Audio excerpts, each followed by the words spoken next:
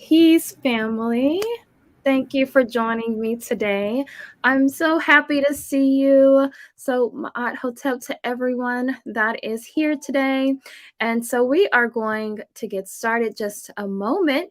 So, if you are new to this channel, and if you need a reminder, here at Ma'at Speaks, we are aimed to demonstrate how to maintain, uphold, and build a code and culture through the principles of Ma'at.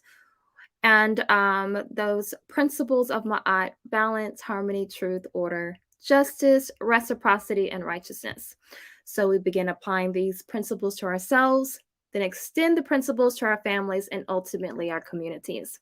So as you enter, make sure you hit that like button, share this important conversation, and make sure if you are not subscribed to this channel, please subscribe. You Thank you, Enya, for looking at my growth. I am growing. I'm so happy about the growth. So I know everyone who has joined today knows at least one person that they can share this with. So share this with them and then also tell them to subscribe.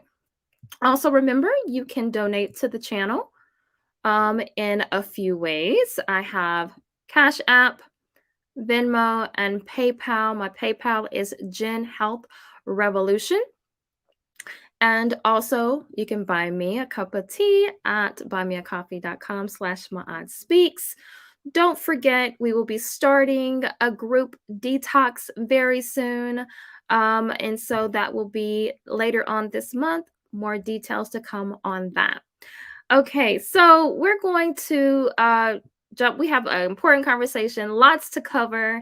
And we have an amazing guest that I invited here today, Brother Talawa. Thank you for being here today. Hotep to you, Sister Maud, and everybody in the chat. Just looking forward to today's discussion. I just kind of want to jump into it. I'm always like that. I'm always like that. But yeah, I'm looking forward to the discussion. It's an unfortunate topic, but it's Mhm. what we have to tackle if we are to get what we have to get done. Yes, that is correct. It's very important. Unfortunate, like you said, but very important. So let's shout out to the chat here. Thank you for being here. Over the top WME pieces. Yes, this is going to be over the top. Inya, thank you for always being here. Peace, and thank you for welcoming everyone to My Aunt Speaks. And then Sir Hell Speaks. Thank you for coming. I'm so happy that you're here today. Peace, brother. And Just Do It, thank you so much for being my moderator, but also my love. So thank you. And shout out to him. It's his birthday tomorrow.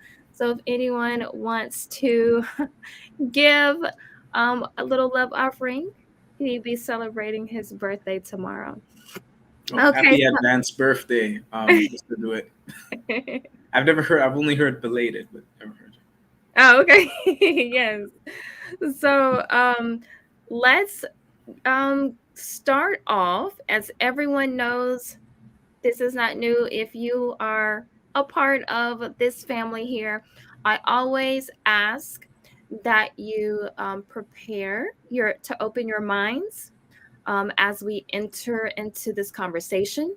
We have been given a filter that most of us are accustomed to seeing through.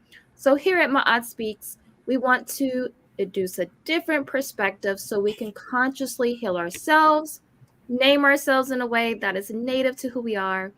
And so, as you know, I started this channel to heal our community, ourselves, build with one another, so that we can create a world that our children and future generations do not need to heal from. So, today, just like Brother Talawa said, it's a much needed conversation. So, understand that this conversation may be difficult. Now, before we get started, Brother Talawa, can you tell us a little bit about yourself, what you do, where we can find you? Okay, well, a couple of things about me. I don't take myself too seriously. That's probably why my introductions are the way they are. But for me, I'm a member of Afrocentricity International. That is the Philadelphia chapter. It is a organization, a Pan-Africanist organization that's global. We have chapters throughout the continent, the Caribbean, Europe, and in the United States. So very international reach. So that's my first thing. I'm a secretary member. I'm a general secretary. Sorry, secretary general of the chapter. Okay. In Philadelphia. That's the first thing. Second thing, I'm a professor. I'm at the University of Houston right now. I'm in a visiting capacity right now, trying to settle down for a bit. That's what I do, and I'm in the field of Africana studies. And but in terms of what I am intellectually, I'm an Africologist. So that means I have an Afrocentric approach to how I understand, the things we do as African people Mm-hmm. and the things that affect us. Mm. I hope I was clear because sometimes I get Yeah. jumbly. So please let me know.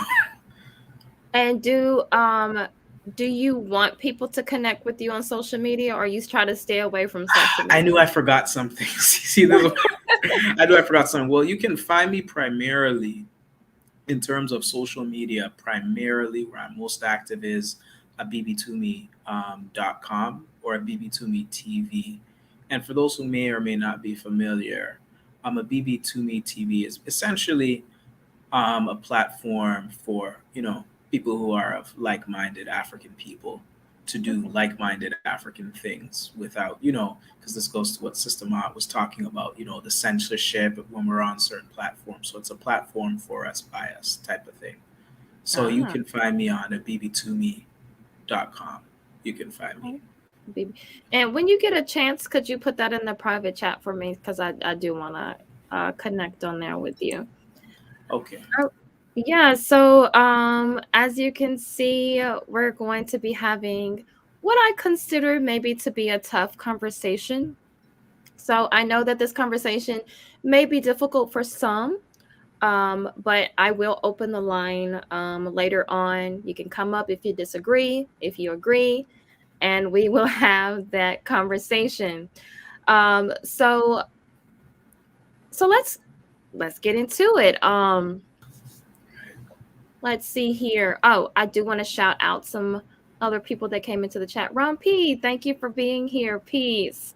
Again, everyone, subscribe, like, share, and also share this with at least one person tonight so that I can get on up to those 200 subscribers. Okay, and thank you, Brother Tabula, for that. Okay, so we are going to I'm gonna also put his platform in the chat, and then um our moderators can share that there. Okay. All right. So let's get into the conversation. So I'm going to share something. I have a series on my channel that I call Is Your Mind Your Own? And so we're going to start there before we get heavy into divesting. We're going to start here so we can kind of put some context to some of these things. So give me a moment so that I can get to that here. Okay, guys. Let's see. All right. So y'all just check this video. It's real quick. It's only 30 seconds. How advertising changed. And they built off of a previous knowledge of a value system that had already been established. And I've always just been amazed by how easily we all can be manipulated about what we care about, how we should behave, and who we are through looking at images of people that actually have nothing to do with us and images that we know were fabricated to get us to buy into something. Mm. Okay, so that is something I have in the I have several of those videos, and I'll be adding more as I get the chance. But speaking of that, in the whole idea of how our media, entertainment, and advertising has played a part in our so-called preferences. So in these YouTube streets, you hear a lot about preferences, and personally, I don't believe so much in, you have a preference and, that, you know, that a certain demographic or someone that is not, that does not look like you is just your preference. Or because if our minds have been controlled for hundreds of years, can we really trust our so-called preferences? So, Brother Talawa, what do you think about that? Okay. Wow. The preferences conversation. That's my favorite. When I say, because I have an odd sense of humor, when I say favorite, it generally doesn't. It's not as literal as it sounds. But to that preferences commentary, um, what I don't even like using the term interracial relationships. I have a couple terms I use, a few terms I use, but I'm just obsessed with making terms for things. So, but I'll just give a couple. One, I don't like to say interracial. I like to say out of black. So out of black relationships. Mm-hmm. And there's a chart that I have that shows what happens when we're procreating with non-African people and the long-term implications of that. So there's that. But the second thing, and this gets more to your question, is I use the term bedroom colonialism as well, because the only reason such quote unquote, because those preferences do exist, but so for me, because we're in this liberal, like I know conservatives are bad, I get that, but the liberal socialization tends to be the one that affects us in a certain way, where we get obsessed with choice and choicism, what I call choicism. Oh, it's my choice. Whenever it comes to talking critically about the things we do to, de-whitenizing and re-Africanizing our minds, we usually get into, well, it's my choice, blah, blah, blah, in various capacities. So with bedroom colonialism, I'm not only is your so sure it's your, if you prefer Becky with the dog hair or something, right? If you're a male, or vice versa, what it is it's the conditions of colonialism that cause that preference. So it's not good enough to just talk about choice, but what are the conditions in which the choice exists, right? So, for Mm-hmm. example, if I wanted to be a computer programmer in the era of our Kemetiu ancestors or people of Kemet, I wouldn't be. I wouldn't have that choice because they were not engaged in, computerized technology. Right. You see what I mean? So choices have conditions. If without colonialism or plantation colonialism, you wouldn't find Becky with the dog hair attractive, or Chad with, the Neanderthal. You wouldn't find them attractive, right? Mm-hmm. Because it's not natural, right? Because just think about it. Look at nature, right? I've always said this: a fish and a bird may like each other, but they cannot build a house together, right? This is a proverb. I don't know the exact source of it. I'm still trying to investigate where it comes from, but Mm-hmm. it's not my own. But I think that's so important. Or even because I'm a fan of animal documentaries, so you'll hear me use a lot of metaphors like that.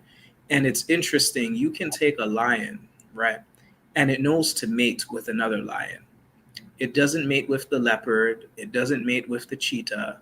It doesn't mate with any other feline species, or any species for that matter. It just simply mates with the lion. So it's unnatural to quote unquote prefer something outside of your race or larger cultural group. It's not natural. That means something is wrong. Mm. Okay. Thank you for that. So means something is wrong. So the whole idea of, and I like, okay, so those choices. So I want to go into that whole idea of choices because there are a lot of black men and black women who talk about, and it is more specifically black men that I hear, even though this conversation is more directed towards black women, but the whole idea that if you do have choices, that and I understand because I know, like, if you go to a restaurant and it's like you see the menu and you're overwhelmed with choices, you still typically end up choosing what you always get because the choices are so overwhelming. So a lot of black men are saying that they have all of these choices from all these different groups of women, all these races. So they're not necessarily going to be choosing the black woman because of all the other choices. Mhm. So what is, that whole idea? What is that? actually, what in your, just your perspective of it, what is that stemming from? Okay. See, because my understanding of this has changed over the years slightly. Like, what I mean, my understanding has changed. I think the more I understand the historical and cultural context of things, the more better I'm able to look at things and the political context of things. So, I want to say something for the divestment side of things, and also this implicates the Beckification. That's what I refer to African men who talk this way. Oh, I just like white women. That's Beckification syndrome, right? Mm-hmm. What this is one. I don't think it's actually the African person that dictates the terms of bedroom colonialism. This is something I came to very late in life. It's the white person that decides, right? So they ultimately decide who they want to colonize or not, sexually speaking, right? So for me, so for example, empirically speaking, the most common bedroom colonial relationship is white men and Southeast Asian women. I think the majority of that is Japanese women. So you have to ask yourself, why is it when white men date out that they frequently pick Asian women? And why is it that when white women, when the occasion they do date out, the primary choice is African men, or they engage in mandingo huntress behavior is what I call it. That's really what I realized. I had to start asking that kind of a question. So there's that half of it. Now the second Uh-oh. half, going into the African mindset. Back to, well, I think there was a lag there, something. Yeah, there was a Okay, froze for a second. Uh-huh. okay. So, but to the second half, what makes, so even though, okay, white people make the choice, right? What makes the African person even attracted to them, right? You still have to go back to your conditioning, right? What images do we surround ourselves in? What images are we processing? Like, I'll give an example. This might come off wrong, but I think it's important not only for African women, but also for African men, that you don't have African women in, European hairstyles, because it says whiteness can be aesthetically beautiful. So you've already kind of given a gateway to that, right? Or even with men, because men do stuff with hair too, like being Right. scared to grow out their hair more than an inch and brushing their hair into oblivion till it looks like their arms are going to fall off. So that's a problem too. So I don't want to sidestep that, but the way we talk about our hair, that can also be a gateway because it suggests that whiteness is attractive or Mm, European lookingness is attractive. right. So I could just look at the images that you have in your house, and I could probably tell your parents' house or whatever home or environment. I could probably tell, oh, that's why they'd be attracted to. That's why the beckification occurs. So, for example, one of the things, one of my mentors and the main leader of Afrocentricity International, Mambo Ama Muzama, and Mambo is a title in Voodoo, kind of like a loose translation would be female priestess. And one of the things, she's an advocate for homeschooling, and one of the things she would talk about is sometimes parents would come to her and ask, why their sons, have this obsession with white women. And then when she looks at what environments they put them in, she's like, you put them in white majority schools. What do you expect? Right. You know what I mean? And I dealt with a direct situation that was very similar to that. So that type of how we socialize ourselves as individuals and how we socialize our children, and not just our biological children, our nieces, nephews, cousins, etc. Right? When I'm saying that, right? So I think that's extremely important, that conditioning. So African people are conditioned in a way to be attracted to a European person, but the European person decides which particular African person they want to sexually colonize. Mm. That is that's important to kind of understand. Um oh, that's so important.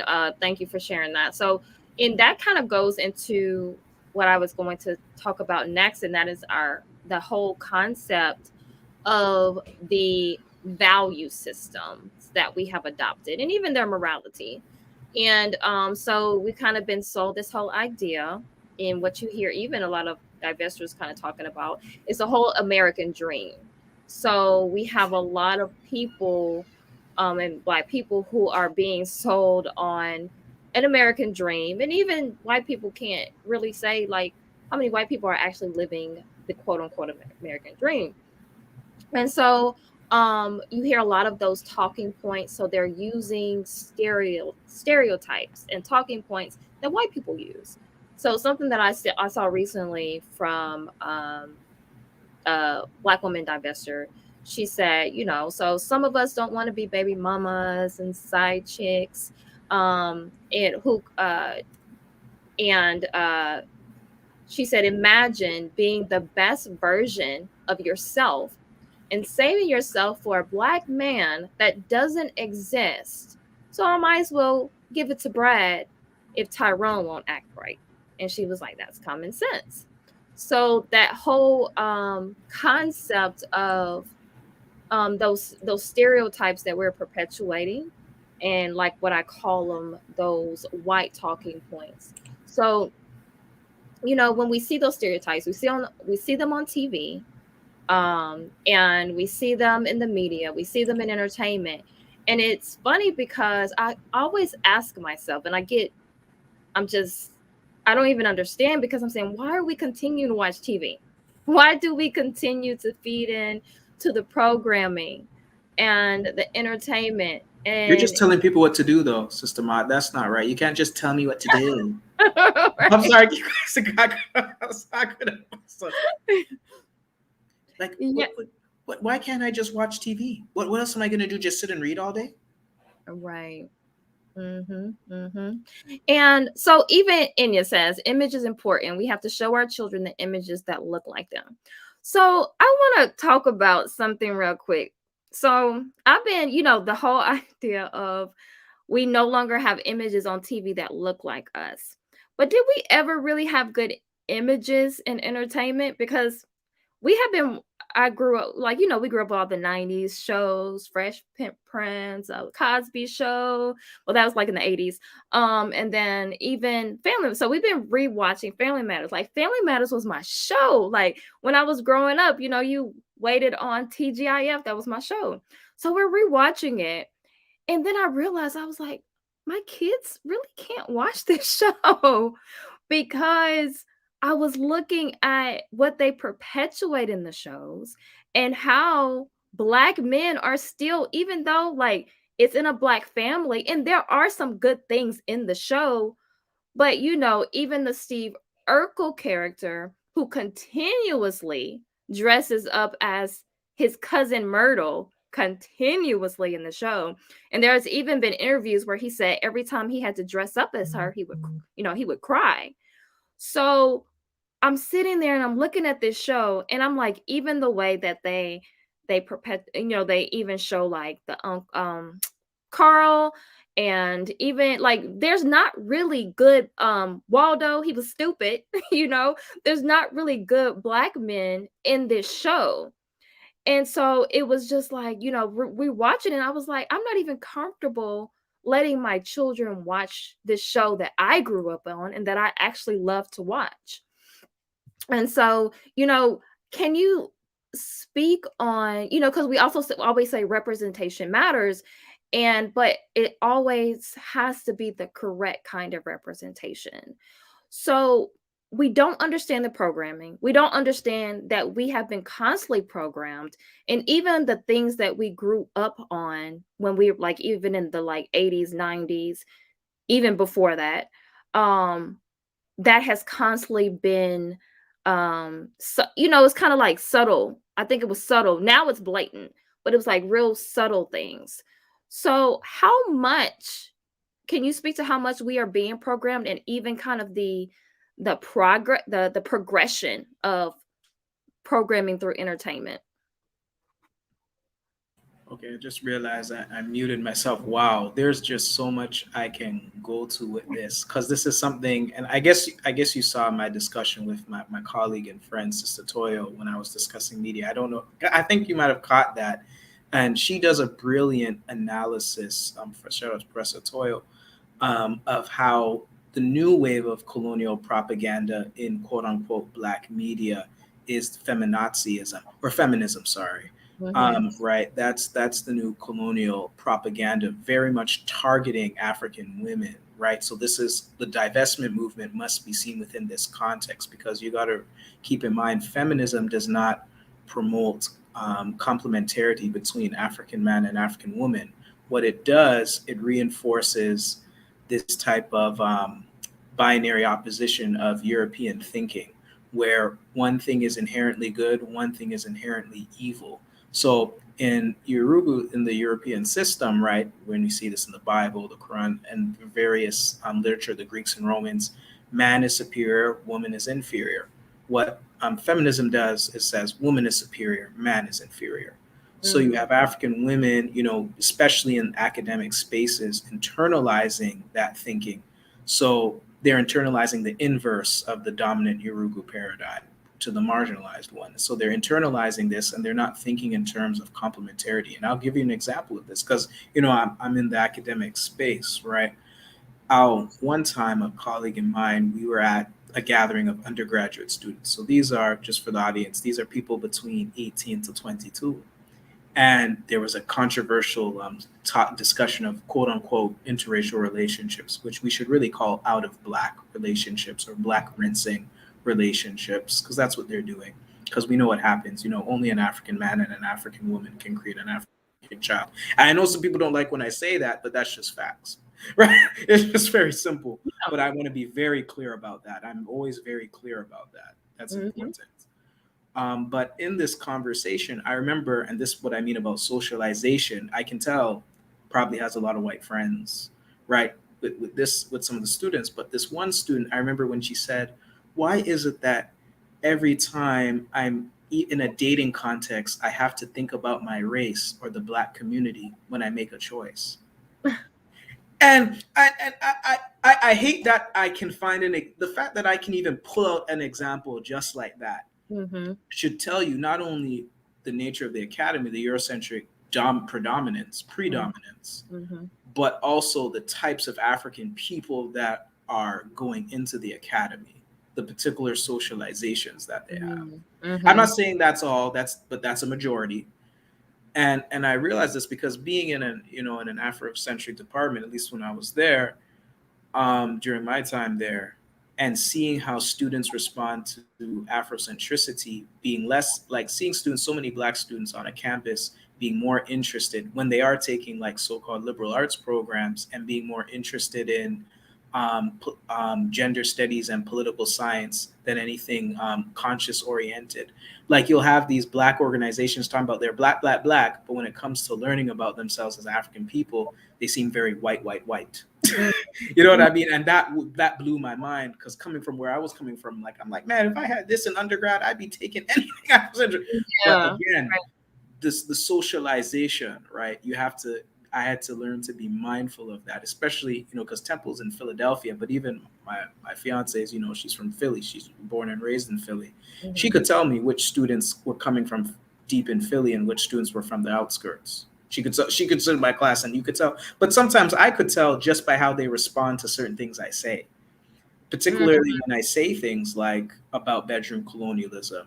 You can Mm-hmm. tell, right? Just who has a way too many white friends and too much direct white socialization, personal white socialization. You can tell, right? Mm-hmm. It's that bad.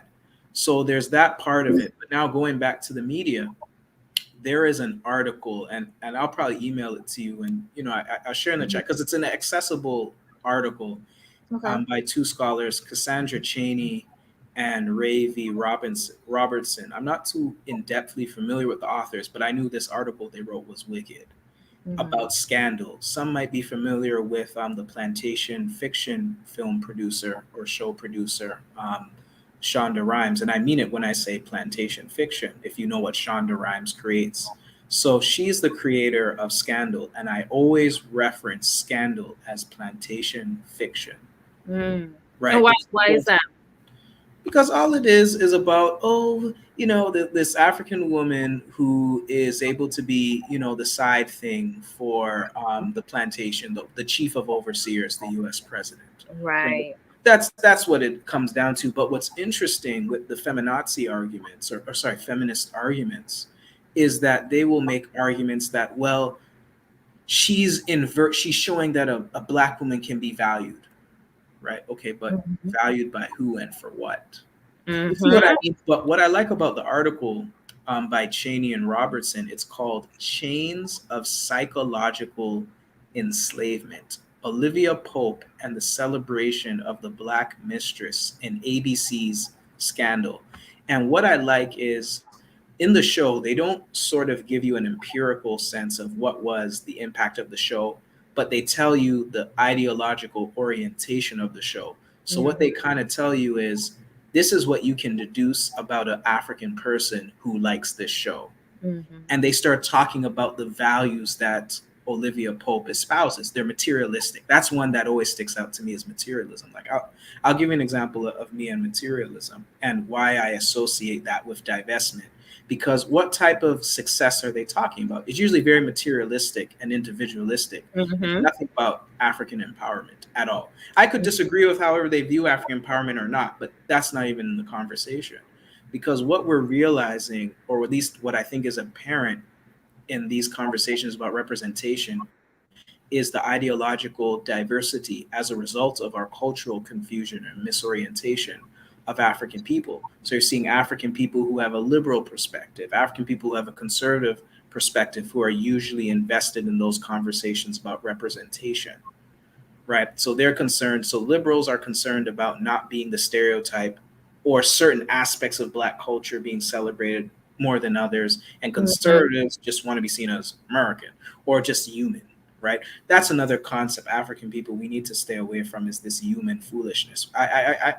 This students don't like when I talk about this, because again, the liberal socialization. I said there's no such thing as a human. You're an African or a European or some other group, one of the other groups, but Mhm.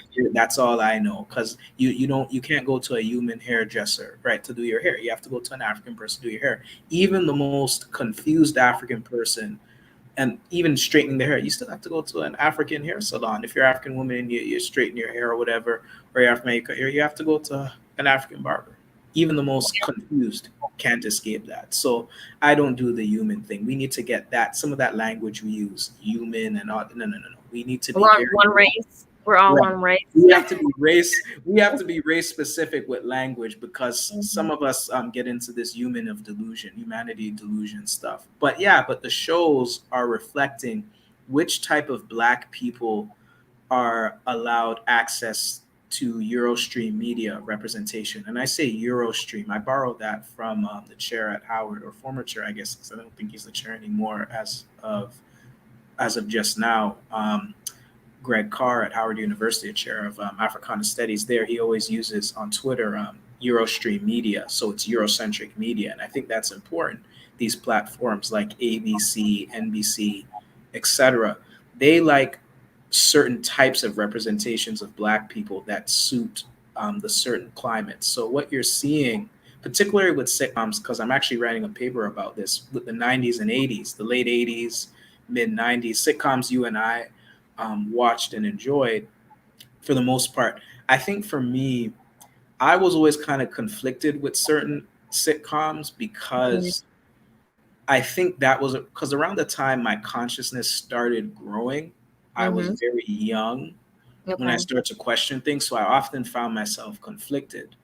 And the reason why is because, one, how these shows discuss racism, white supremacy, or white terror domination is often in an interpersonal way. It's often framed in terms of skin color. Oh, they're just judging people because of color of skin, whatever. It's framed in that way. And the second thing is how they discuss Black political difference. Because as you know, there's two dominant ideologies African people have in this part of the world, in the United States, right? It's nationalism or integration. And obviously, integrationist interest can converge with Eurostream media interests, because you have Europeans that are integrationists. Mhm. But nationalist interests can never converge. That's why we're not interested in watching TV that much as everybody else, right? Because we Right. have that orientation, right? Because we understand what television is about. So we don't have that problem. So you have to look at the kinds of Black people that are watching these shows. It just tells you how they think. You know what I Mm, mean? But in terms of avoiding, let's say, our children becoming like that, we got to pay attention to how we're socializing them around television or media forms, and just also supporting our own media platforms, such as your own, our own media spaces. I mhm, think it really comes down to that. If you're a person who values media and sees value in it substantively, because I know some people differ on that, but if you do, let's assume you do, you have to look at what platforms are you engaging, because it comes down, because these shows, it's not about me and you. We've been socialized. mhm. It's about, our children. Exactly. Exactly. That's one of my things, like especially with nutrition, but also mentally. I say that, oh, I don't say it often, but I have said this to my husband a lot. I say that it's by the power of the ancestors that I'm even where I am, because I was in a all Christian white school, from pre-K to sixth grade, and my cousin was there with me. He was like my brother, so he actually did marry, a white woman. But I was always, even at a young age, I always looked at black men like, or black boys, not black men, but black boys at the time, like when I was young, I would be like, I was always fascinated, even though I was growing up and I was the only black girl in my class, black person. I was the only black person in my class for all those years. So even when I went into public school and I was around, now I was around a lot of more chocolate people, black people, um, it was a culture shock for me. And so and so many other things that, because there are certain things that the women in your family will say to you, as far as, go get you that non-black man because he's gonna, treat you better. So I always say that it's by the power of the ancestors that I am where I am, and I think the way that I think. um but I'm glad that you brought up that whole idea of feminism, and even the concept of intersectionality, because when it comes to these concepts that you are seeing in entertainment, in the media, that whole like I am woman or I can be equal to men and all this different kind of things, it's affecting our relationships. It's affecting how we even view black men for a long time. And I don't really look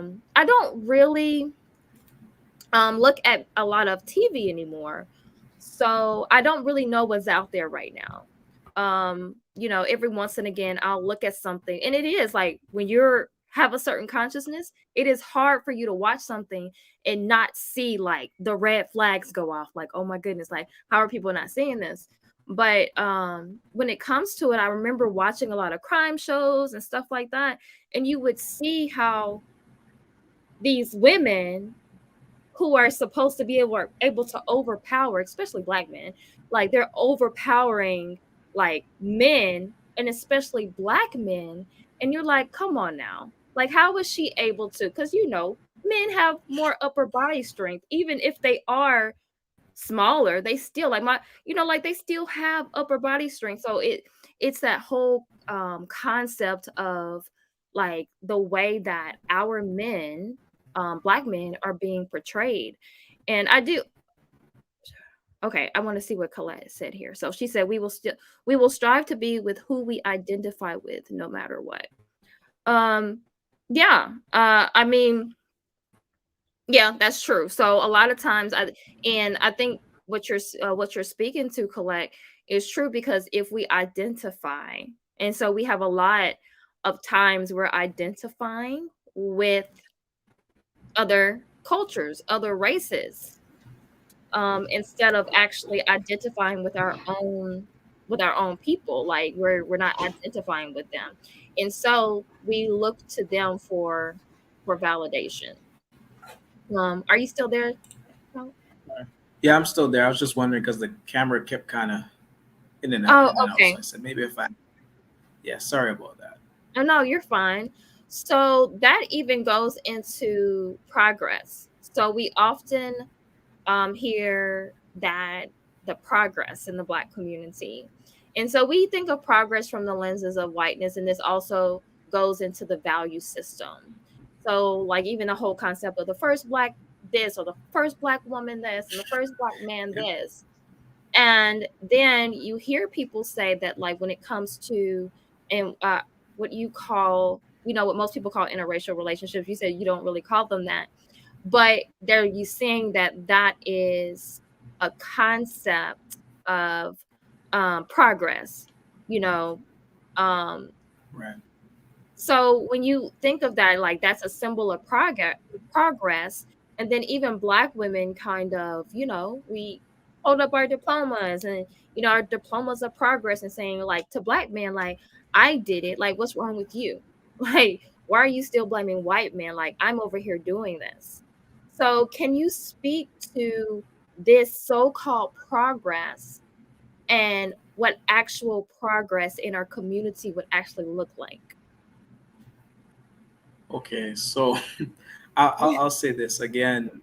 You're seeing when you hear African people talk about progress, generally speaking, and where they're celebrating, oh, Ama's cat, Pakamume, he wants to join in.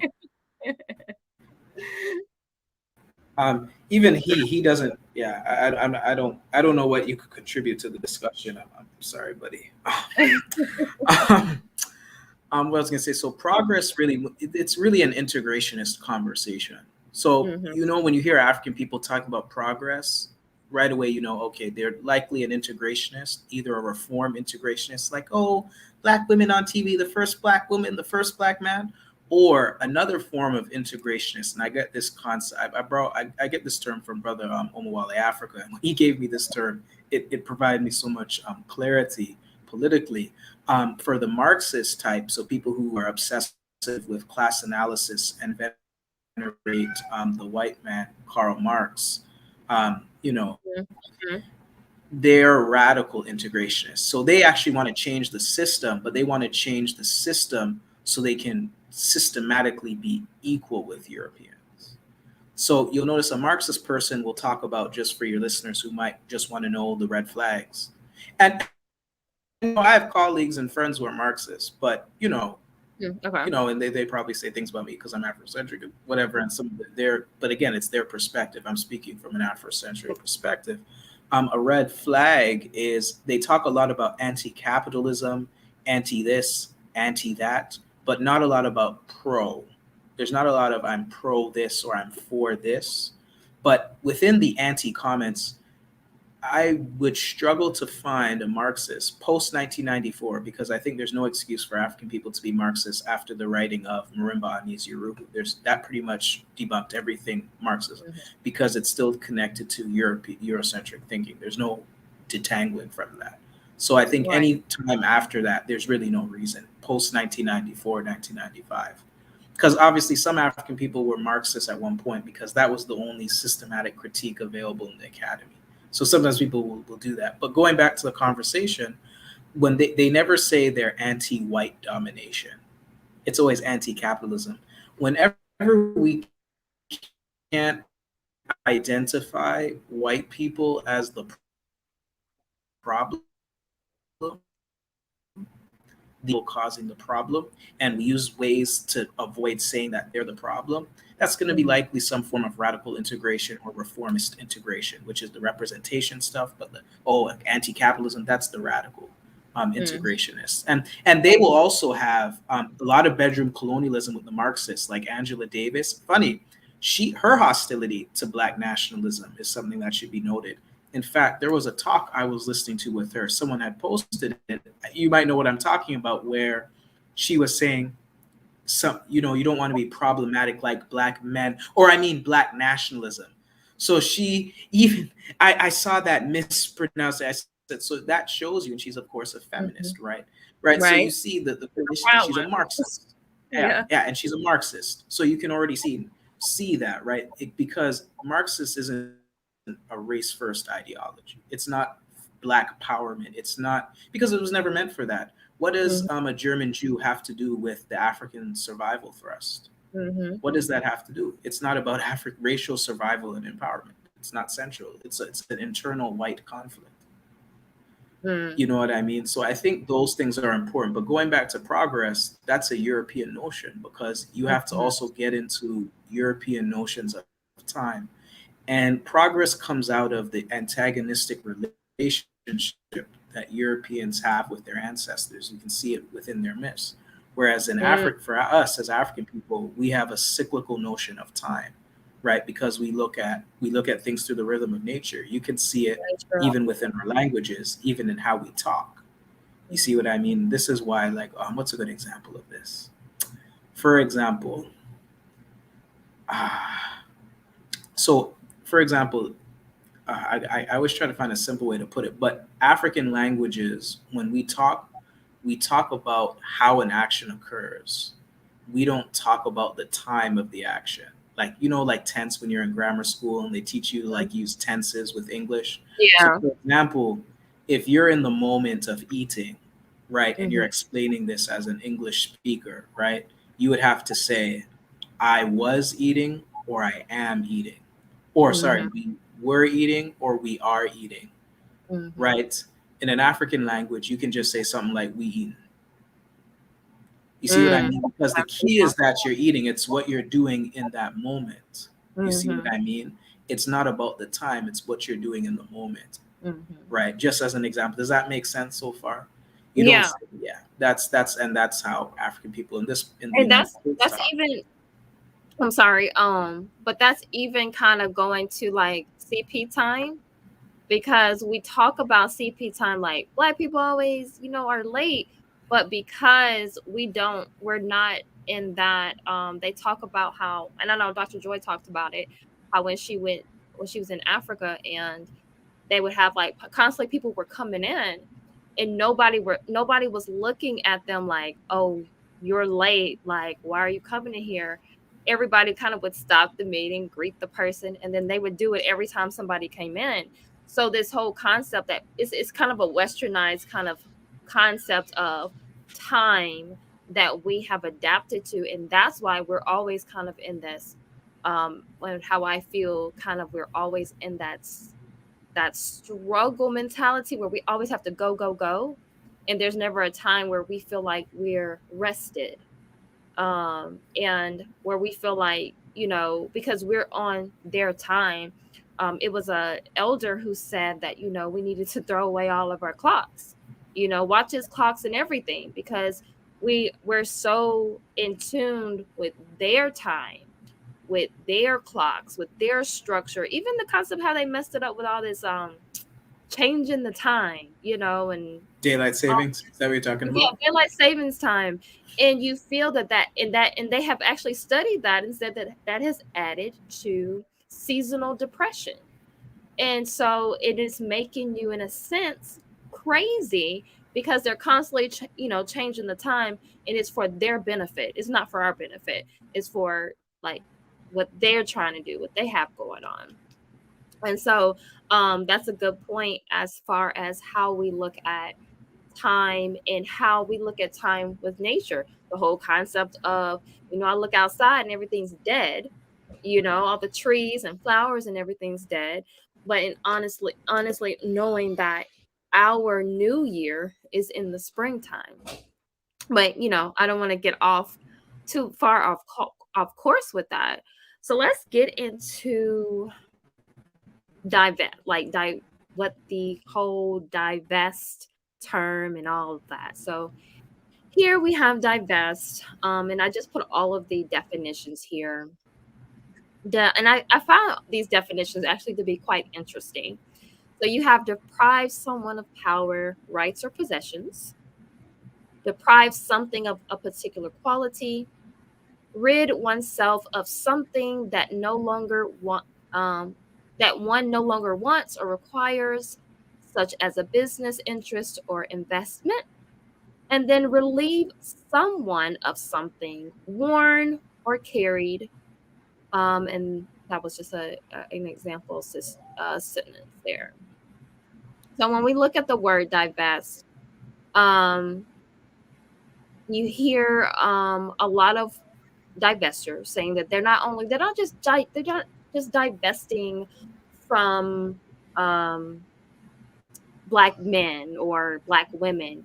They're divesting from the whole black community. They're divesting from the toxicity that's in the black community. So they're not just divesting from these relationships, they're completely divesting from what they consider to be a toxic culture. So what do you think? What do you think about that? Well, I mean, and I think this gets into the difference between, again, the European worldview and the African worldview. And there's so much, but I'll put it like this, just to be, put it in very, simplistic way. This is why I say this is an out of black, or even sometimes I say black exit relationship, or Hmm. black rinsing, because that's what they're doing. They're running from blackness through lineage. Because I think part of the reason we're seeing bedroom colonialism on television, especially an increase in terms of the swirl syndrome, I really think that was really initiated by plantation fiction creator Shonda Rhimes. Was really a Mm, major catalyst that white supremacists were able to use. Um, I think what you're seeing is also the concerns that Europeans have with their population decline. In every quote unquote developing country, right? Because that goes to progress and how it ties to how they think, because their ancestral alienation, um, they're having birth rate issues. Whether you're talking about the Nordic countries in continental Europe, um, you talk about here in the United States with the white population, Canada, its white population, the white invaders in Mzansi, or we might be more commonly known in European terms as South Africa, Australia, that constant thing. So what they're using also is black people as surrogates, mm, right? In mm, that capacity. So shout out to down ancestor Frances Cress Welsing, what she says about white genetic annihilation, right. right? That's extremely important to why you're seeing that on television, and also why some white people may engage in bedroom colonialism or initiate bedroom colonialism. Because what I call the white person who initiates bedroom colonialism, I call them a lineage infiltrator or killer, depending on the context. So, Hmm. for example, the Mandingo huntress who colonized Alfonso Ribeiro's bedroom, speaking of Fresh Prince, Ribeiro, he was Carlton. Look at Alfonso Ribeiro's children. That was a lineage. He was a victim of a lineage killer. If you look at those children, there's nothing African in those children. Mm. Yeah, they're biracial, but when you look at them, you Right, know, all they need right. to do, they're it's done, right? So I think that's important. But going back to the divestors in general, that's what they're doing. They're black rinsing themselves, right? Because their Hmm. notion of success is they want to live like white people. They want to, or in this Yeah. case, like white women. They want to live the same way. So there's no cultural foundation. It's just I just want raw materialism, right? Because usually when I hear women, and also with men, but just because the topic is divestment, and I've heard this, when I hear women say they can't find a good man, I always ask, well, what are your qualities? Right? Usually they want to live the Eurasian dream, whether that be the American Eurasian dream, the Canadian Eurasian dream, or the British Eurasian dream, or wherever you see bedroom colonialism. And the reason why I went international, we're often in this part of the world very familiar with beckification of African men. And for those who might just be coming in, I use beckification to refer to African men's delusional behavior with white women, their bedroom colonialism there. When I was in Paris, I saw a lot of divestment immediately on the divestment side. So Paris was a little different, where you would see African women with men that could be their father or maybe arguably grandfather. I'd never seen it that frequently. Not saying it's a good thing whenever it happens or saying, but I'm just the extent it put a lot in perspective for me for how I look at this issue in terms of a global African context.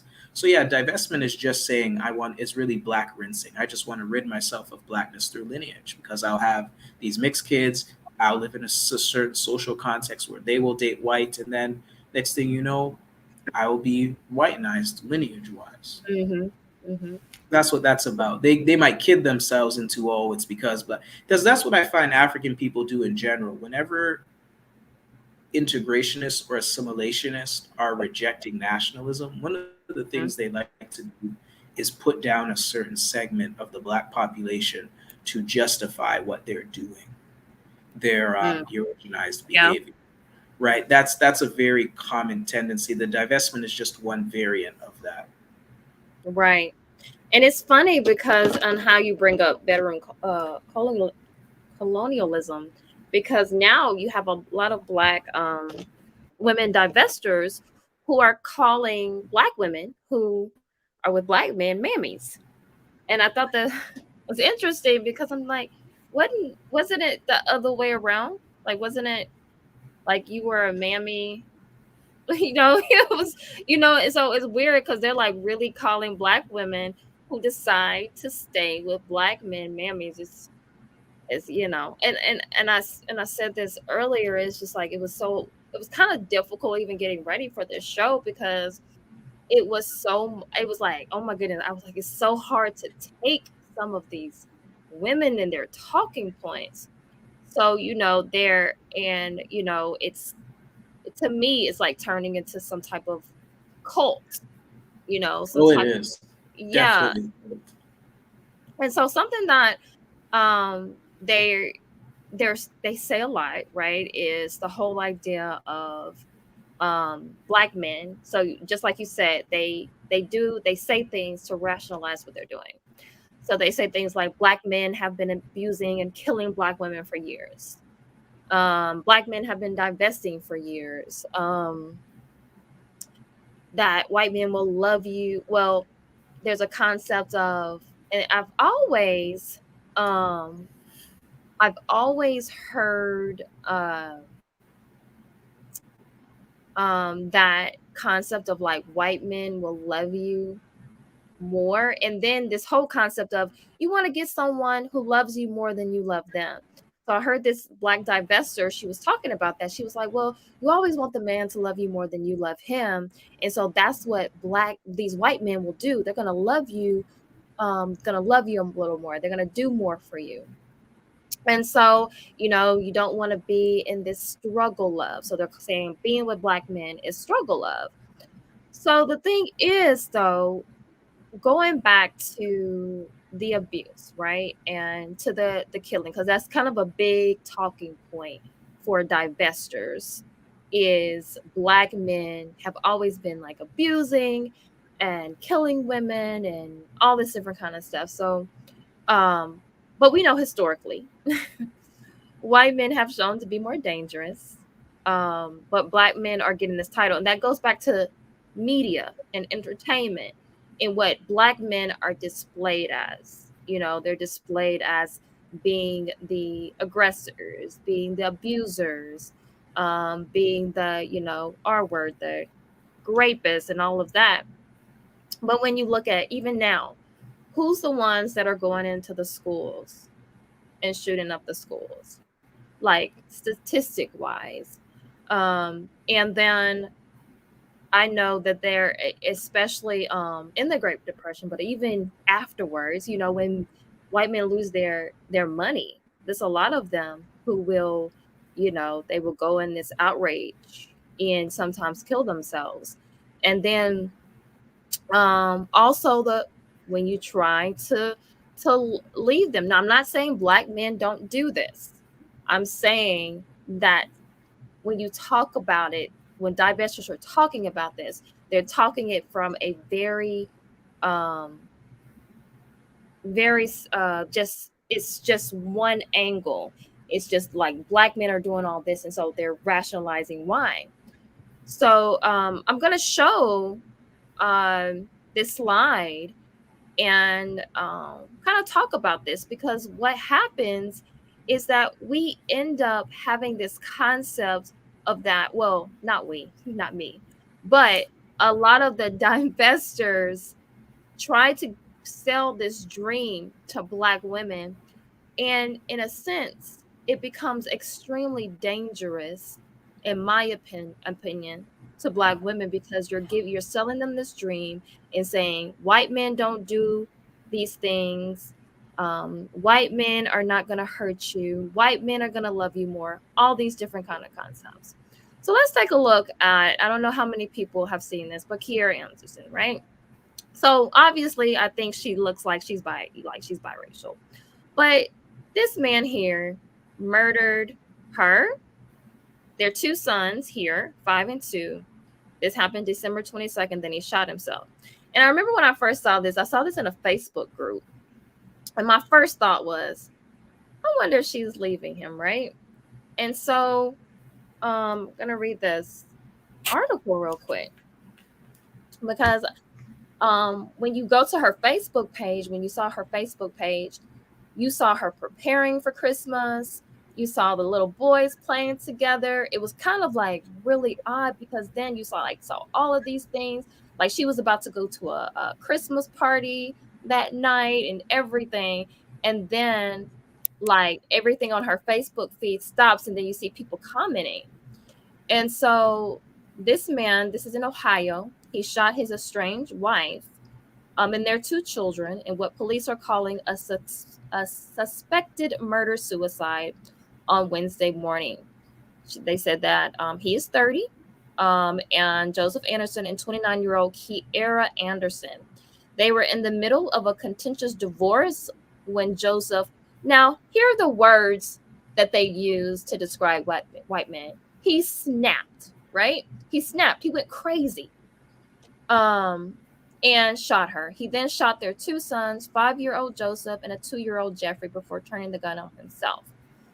So there was a woman who called 911 that her neighbors were getting a divorce, and she worried he would do something to himself.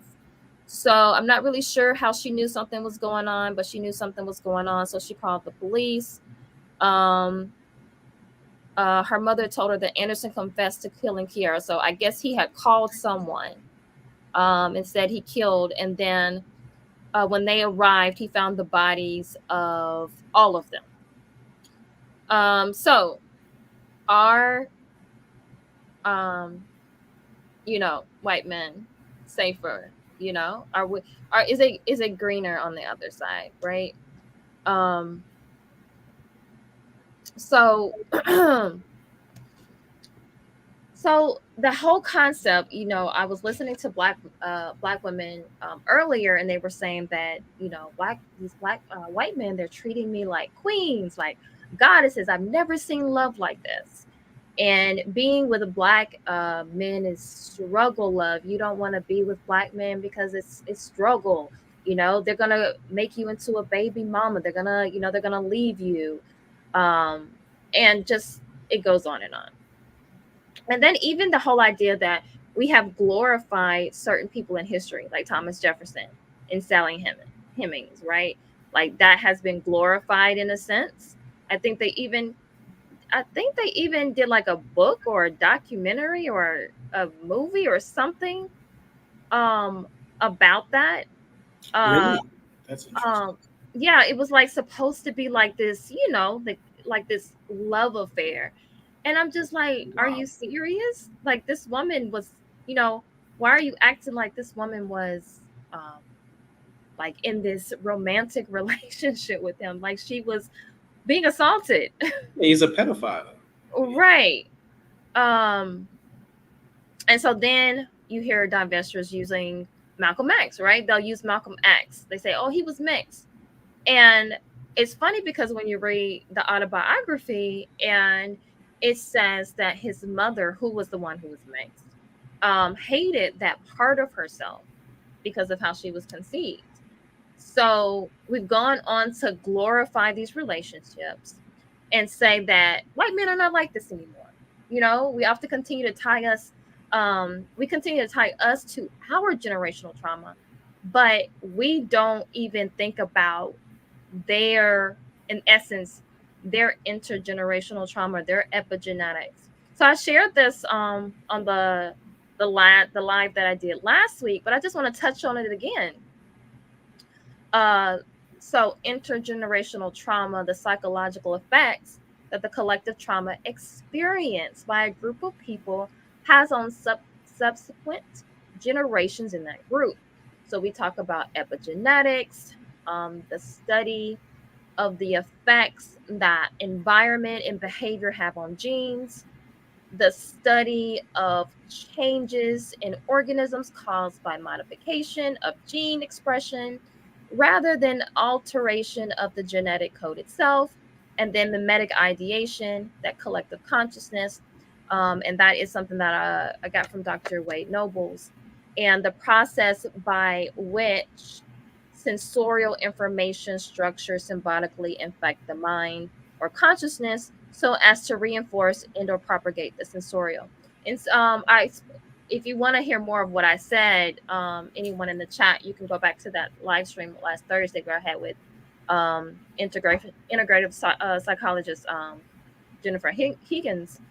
But what I just want to touch on is that whole idea of the mimetic ideation, that it does not have to be true. Okay, so like it does not have to be true for it to be something that our consciousness in essence absorbs. So when it comes to white people and their kind of their epigenetics, we don't necessarily always talk about their kind of their traumas or what is on their genes. Are you familiar with how they are acting according to their ancestors?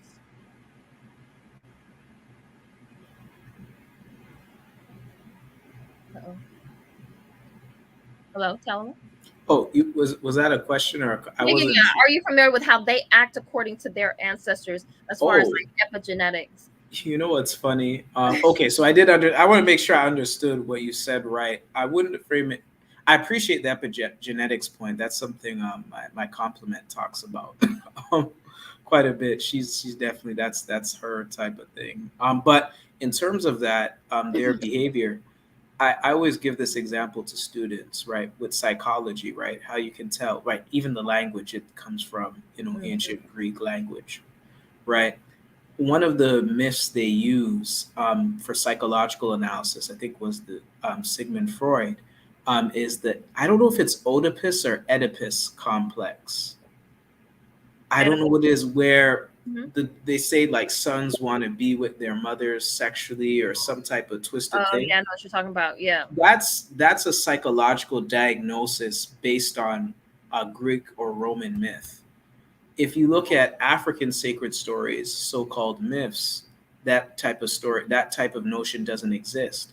So you have an entire discipline that is anchored in psychological diagnoses based on a particular cultural myth, right? Mhm. So there's that. So that already tells you, because that's why I always say stay away from this idea of human and human behavior, because that's the way that Europeans, or Eurasians, I should say, especially the pale Eurasians, which or white people, however you want to frame it, Mhm. project their way of behavior as normal. So remember, I said earlier, I watch a lot of animal documentaries.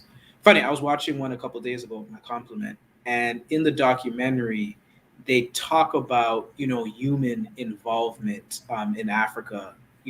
How it's affecting negatively the animals, and they Mm. would point to, in this documentary, like the leopards are having trouble, with their population because of African poachers and people using them for religious rituals. And Dr. Maya, if Dr. Ma, Mr. Ba, if you look at any type of comedic art, you'll sometimes see some of the spiritual experts or spiritual scientists or priests, whatever terminology you prefer. There's a particular one who carries a leopard um, wear, Mm. on them, right? And there's other African societies who do that, and no extinctions were happening. Mm. Right. It's about European colonial structures and their effects on the African continent for how people are interacting with animals because of the structures they put in place, the industrialism and yada yada. So you got to stay away from human behavior in that sense, right? Because it's Right. their behavior. That's the first thing. But now Mhm. going to your point about epigenetics, why they're like that, um, in fact, the people of Kemet, when they talk about the Eurasians, in southwestern Asia. So think about like Israel, Palestine, Syria, Iran, Iraq, right? They were saying because they come from an era where there are no resources, they are quick to steal, quick to be very hostile, right? Mm-hmm. That's what the people of Kemet used to say. There's a specific text that talks about it. It's just the exact text escapes me. But another scholar who talks about this, unfortunately, though, I have to make let me just say who it is. Sheikh Anta Diop. Some of your listeners may be familiar with Sheikh Anta Diop, or some might hear the pronunciation Sheikh Anta Diop, Yeah. but it's Yeah. actually Diop. So it's actually Diop. I learned that very recently, so nobody Oh, feels bad. I did not know that. But it's because sometimes if you never hear the name in Wolof being spoken and you only Yeah. know red, you're gonna think Diop, right? So it's a Yeah. logical Yeah. That's thing, very true. reaction. But one of the things he said, there were two cradles, the southern cradle and the northern cradle, and he talks about the harsh environment of the northern cradle creating a certain type of behavior, a lot of Mhm. individualism and materialism, whereas the African environment being more hospitable, that is the southern cradle, the African environment is more communal, harmonious, and at ease with nature. So that's why, and actually, there's a scholar in Ghana, actually, the co-founder of a a BB Tumi community down in Ghana, Ukunini, that's a doctor title, Obadile Cambon, and he talks about how there's the African way of thinking, which is fundamental interrelation. So everything is interconnected, and in the Eurasian way, there's fundamental alienation, right? So everything they think of is alienated. That's why they have antagonistic opposites. Remember what I talked about, a fundamental evil and a fundamental good? Mhm. So it's a constant binary. So men are good, women are evil, hence the Adam and Eve story. But then feminism comes in. Men are evil, women are good, right? Mhm. So we should be treated equal because men are really the problem, right? It's whereas the African way is more about complementarity between men and women, and that leads to a different type of conversation. So Mhm. their behavior comes is partly linked to their cultural developments in the environment that they were in. But however, that obviously became a default behavior because even when they're out of those environments, they continue those same behaviors. So it's just part of their personality. So your guess is as good as mine, but it has something to do with their historical context, definitely, and the Right. And there was even the study, and you might have heard about this study. It was, I think, Dr. Joy, she briefly talked about it in her book, but you can look up, easily look up the study if anybody in the chat wants to look it up. But it was a study done with rodents. It's the mother and infant, as mothers were given it was a stimuli of shocks and peppermints. So that was done to induce fear in the mother rodent. And so the baby rodents were placed in the environment. And so they were able to witness the parents' aversion with these shocks. So they're witnessing their mother getting shocked every time that she goes near the peppermint. So this is done for a few generations because, they're rodents. So, they can procreate very quickly. And so the stimuli of the shock was taken away, but the offspring still had an aversion to the peppermint. So in this, they talk about that these studies are showing that children, including infants, use their parents' emotions to guide their behavior and learn about safety and danger. And this happens in their formative years, right? Like 1 to 4. So the infant or the rodent or baby or infant's ability to regulate behavior um, is is about the caregiver. So the mother, not the mother, in a lot of cases, but it can be the father too. Their emotional expression.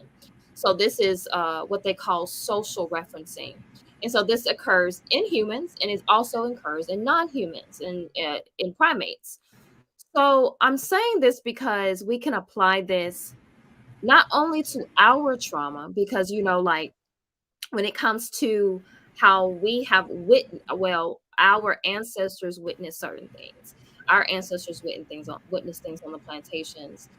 But this also, in my opinion, can be applied to them, because just imagine a white child on a plantation witnessing some of the things, and that being internalized over the generations.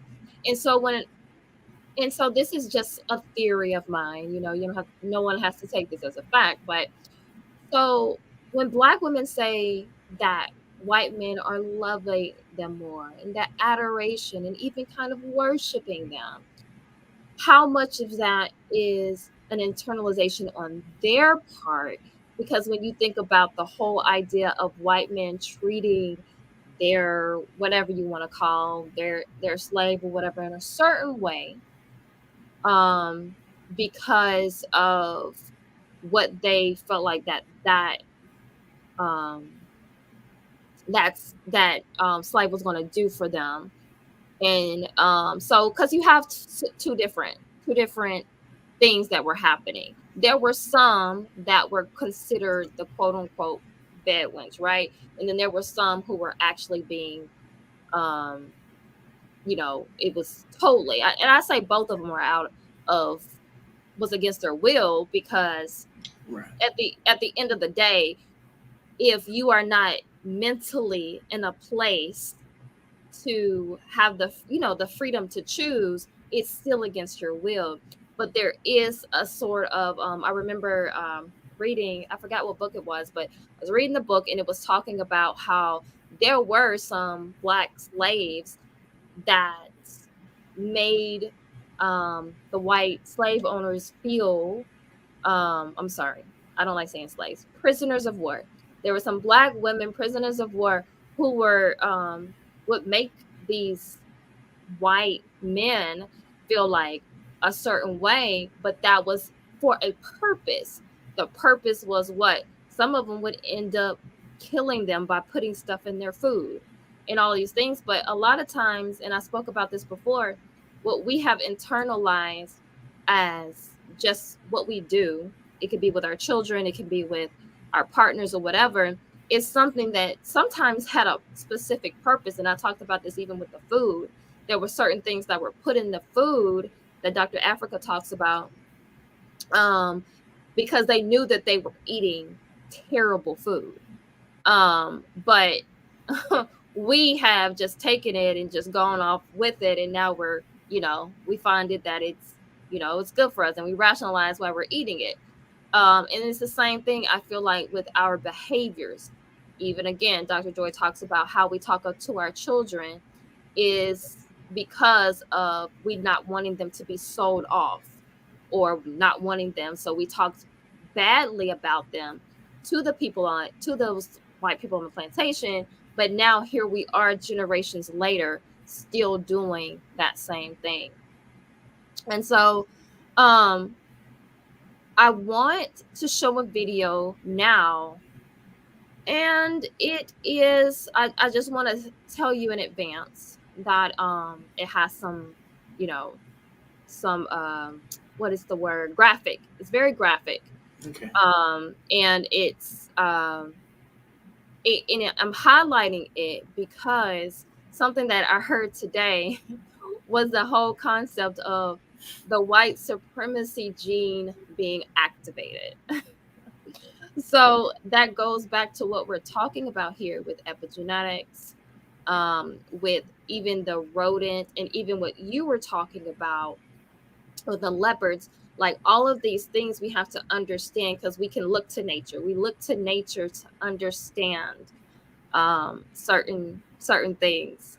And so, but anyway, I want to show this video again. It's very graphic. Anyone who's looking at it, I want you to know that it's graphic. And I also want to share the copyright disclaimer under Section 107 of the Copyright Action Act 1976. Allowance is made for fair use for purposes such as criticism, comment, news reporting, teaching, scholarship, education, and research. Okay, so graphic. Give me a moment and I will share my screen. Let's see here. 27 years.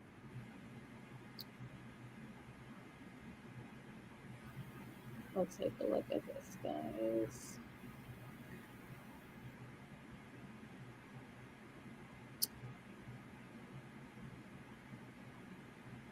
27-year-old Aaliyah Taylor says she suspected something was up when her boyfriend texted her that he had impulsively shaved off his long locks. He just loved his long hair, refused to cut it. But nothing prepared her for the vicious assault the Seattle Seahawks' Chad Wheeler allegedly unleashed on her when she got home. He immediately grabbed my neck. Now she's speaking exclusively with CBS News correspondent Jerika Duncan. He stood up and he told me to bow down and asked him why. And he didn't respond, just told me to bow down again. And I told him no. He threw me on the bed.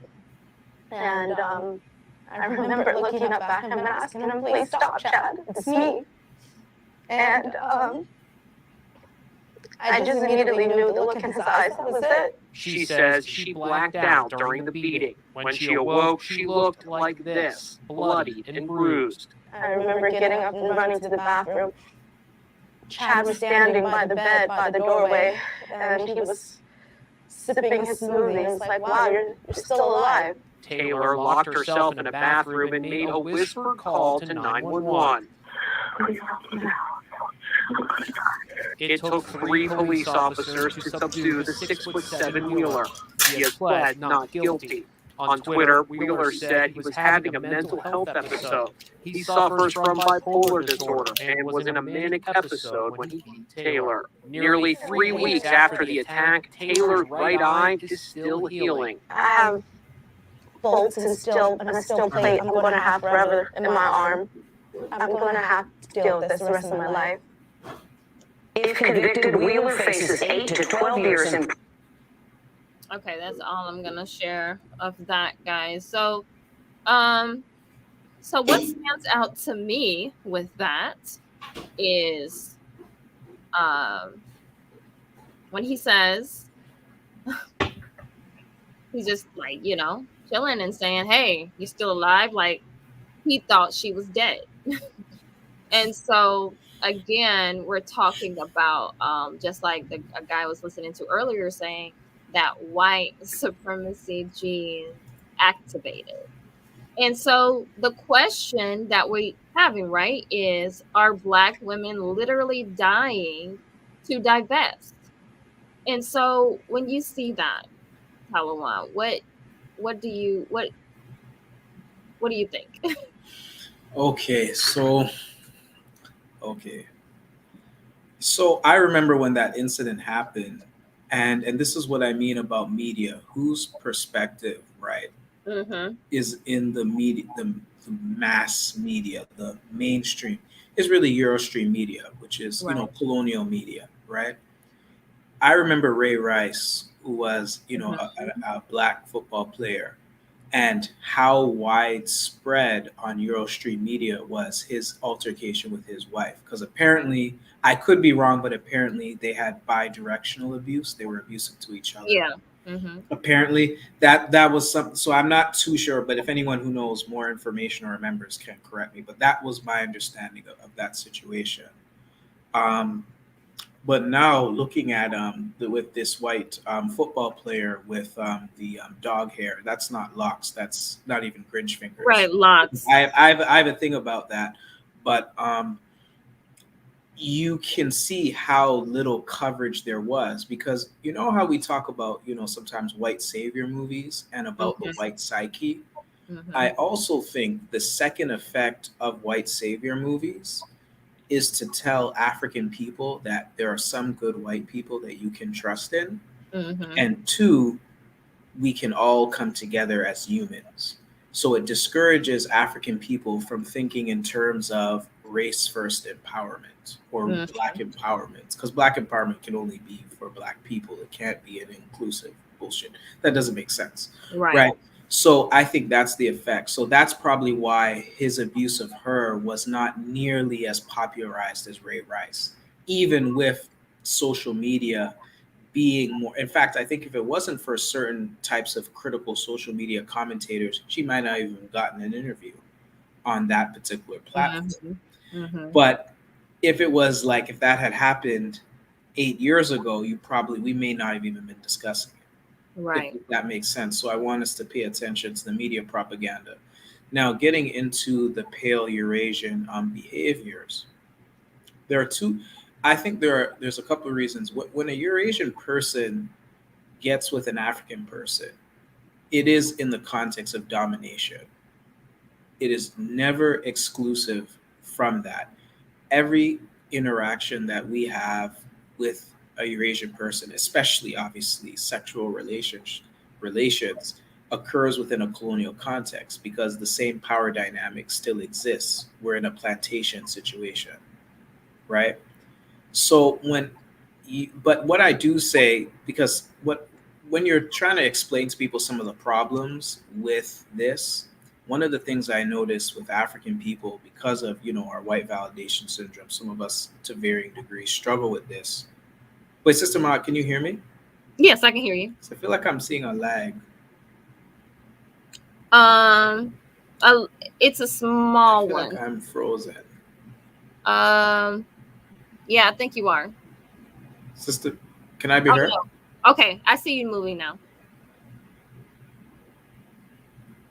I can hear. Uh-oh.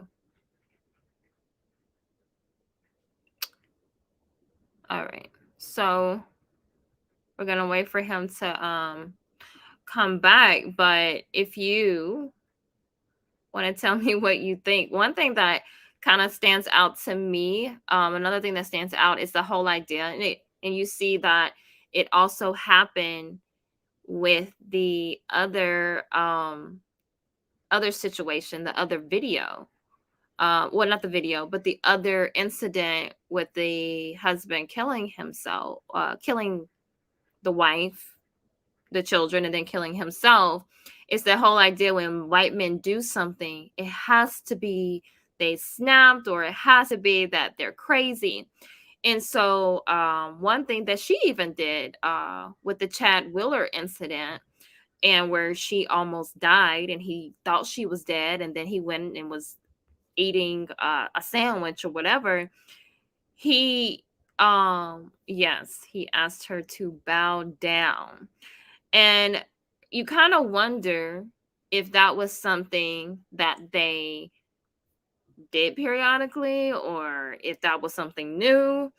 I don't know, but yeah, so she said he asked her to bow down. So that's one thing, kind of like, I'm superior to you, you bow down to me. But then also trying to use the whole bipolar, and she even said it, I'm not sure if it was in that video, but it was another video I was watching, and she even gave that she gave that excuse.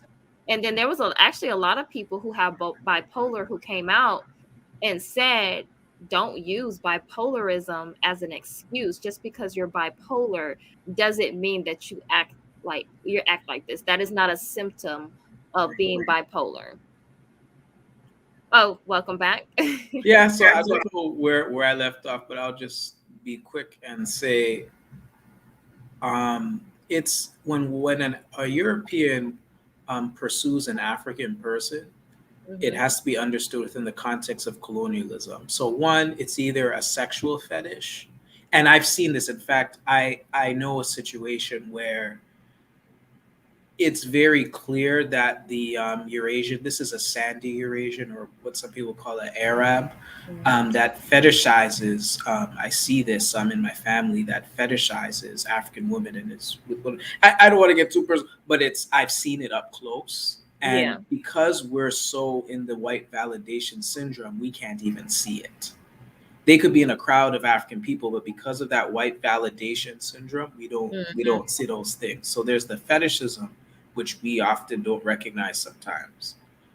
And the second thing is, sometimes these Europeans or Eurasians are with an African person when they can't get validation from other Eurasians. So when a white person isn't getting validation from other white people, they usually go to an African person. This is why, I don't want to be too generalistic, but generally speaking, when you see unattractive, by their standards, white men and women pursuing, so or colonizing the bedrooms of African men and women, right?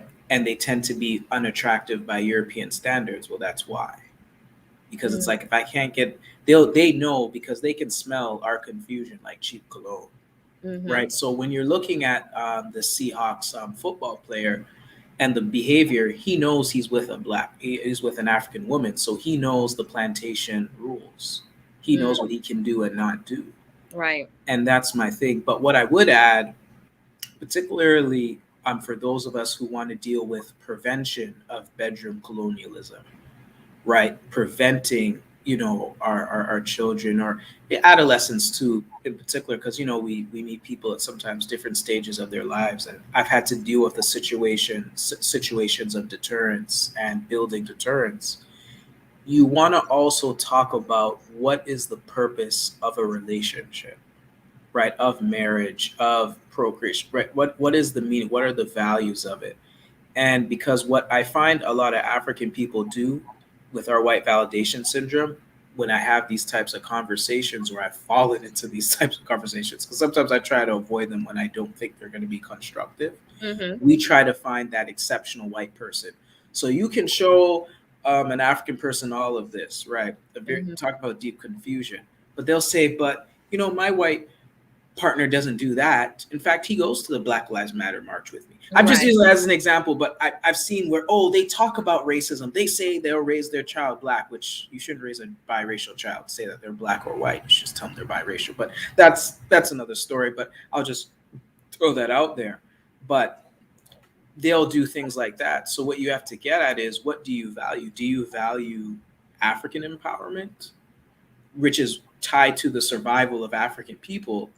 Or are you into, this human crap, which usually means delusion of Blackness, diluting of Blackness, or really Black rinsing? That's what it is. Because you can't do two things at once. It's like I said, that African proverb at the top, a fish and a bird may like each other, but they can't build a house together, right? Right. So the purpose, so I always, because I used to run into those type of arguments, I say, well, you're not creating a Black child. So there's no, because in African culture, part of the value of marriage and having children is that you're bringing an ancestor back into the physical realm. Right. How are you going to do that when you're with someone who's non-African? That's impossible. That's, if anything, you're doing lineage cluttering. You're if they're, imagine like they're like a tunnel. You're like creating a blockade. It's like part of them comes, part of them doesn't. It throws off things, right? It throws off lineage. That's why I call the white person who initiates bedroom colonialism a lineage infiltrator or a lineage killer. Because if they were really anti-racist, right? So supposedly, let's pretend I believe in that, right? Anti-racism. Then why would you kill a lineage or put a African person's put an African person in lineage jeopardy? You see what I mean? So that's the thing. But oftentimes with people like divestors or African men who suffer from Beckification, their interest at this point in time is not continuing the African line. Because let's say there's all these problems with Black people that they observe. Let's pretend. I don't believe it, but just for argument, right? Let's pretend. Right. Why don't they have an interest in improving those conditions? Right. Why don't they look at why something is the way it is? Why don't they look to improve those conditions? Like one of the things I'll just compare that used to annoy me, that some African parents, particularly who are deeply Afro-Saxonized into European social circles or spaces, or deeply assimilationist or integrationist, they will brag about being the active parent as a solution to helping their children or child survive in a white schooling environment, right? But if you tell them, well, why don't you just send your child to a Black school, for example, if you agree with schooling, I don't, but just for context, and they'll say, well, the Black schools, I said, but you spend all this time, and I've had real conversations about this with certain parents. All this time you spent trying to validate yourself to the white people, you could have put in the same volunteer time and investment time in Black schools with Black principals, Black teachers. You could have done the same thing. Right? You could have made the same type of efforts, But again, when we're socialized, and I see a comment by I think in the chat, Andy Jackson, it's about values, right? Because oftentimes our default due to indoctrination is something integrationist or assimilationist. Right. That's why you have to. That's why I said sometimes I just listen to how people talk and I say, okay, so they are an integrationist. Okay, got it. Or if they sound like they could be nationalists, I'm like, let me ask this question just because if I'm really scoping them, let me see, are they really quote unquote radical, or if their notion of radical is radical integrationism? Let me just, because whenever I ask, bring up bedroom colonialism, that's when you can really tell, because that always tells me a person's politics. And I want to make one thing clear. I don't think just because an African person, is sexually involved with a non-African person that they're necessarily a sellout per se, but I know they're definitely not a nationalist. Right. Right, I know that it's a political choice, and we don't want to see it within the political context. We want to divorce it from that. But yeah, but back to the Chad Choker. Or I don't know this the Seahawks dude. I don't know if he's still playing, but yeah, I think a Well, I know lot he got of fired. Pardon? He got fired. Oh, he got fired. Okay, Yeah. I'm surprised. Oh, I don't know if it that's surprising. Right. But right, it's surprising. But I think a lot of African people would write that off and say that's not my white person. They're not all like that. Yeah, Because it was what not happens is presenting it.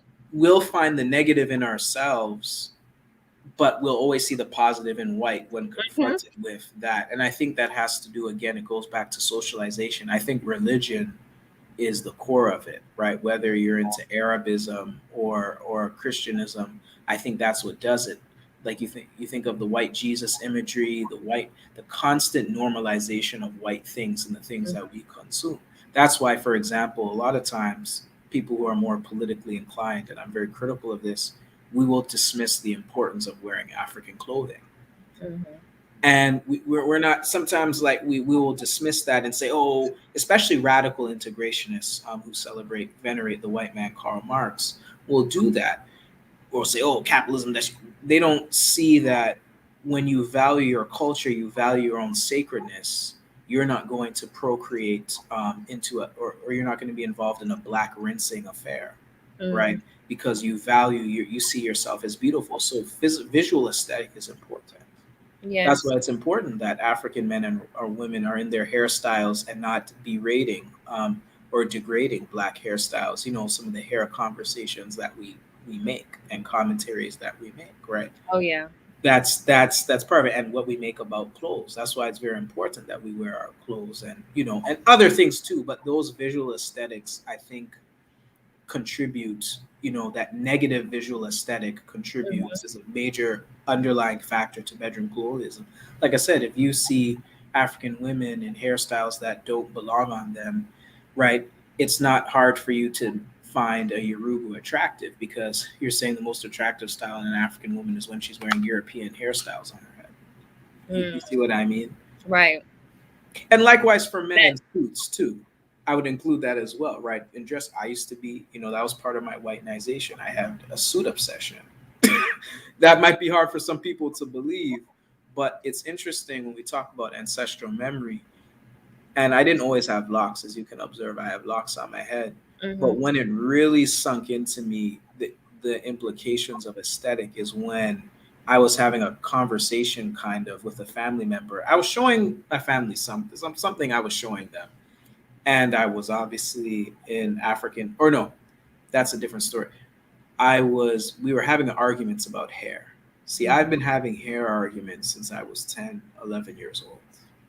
So it's very intense.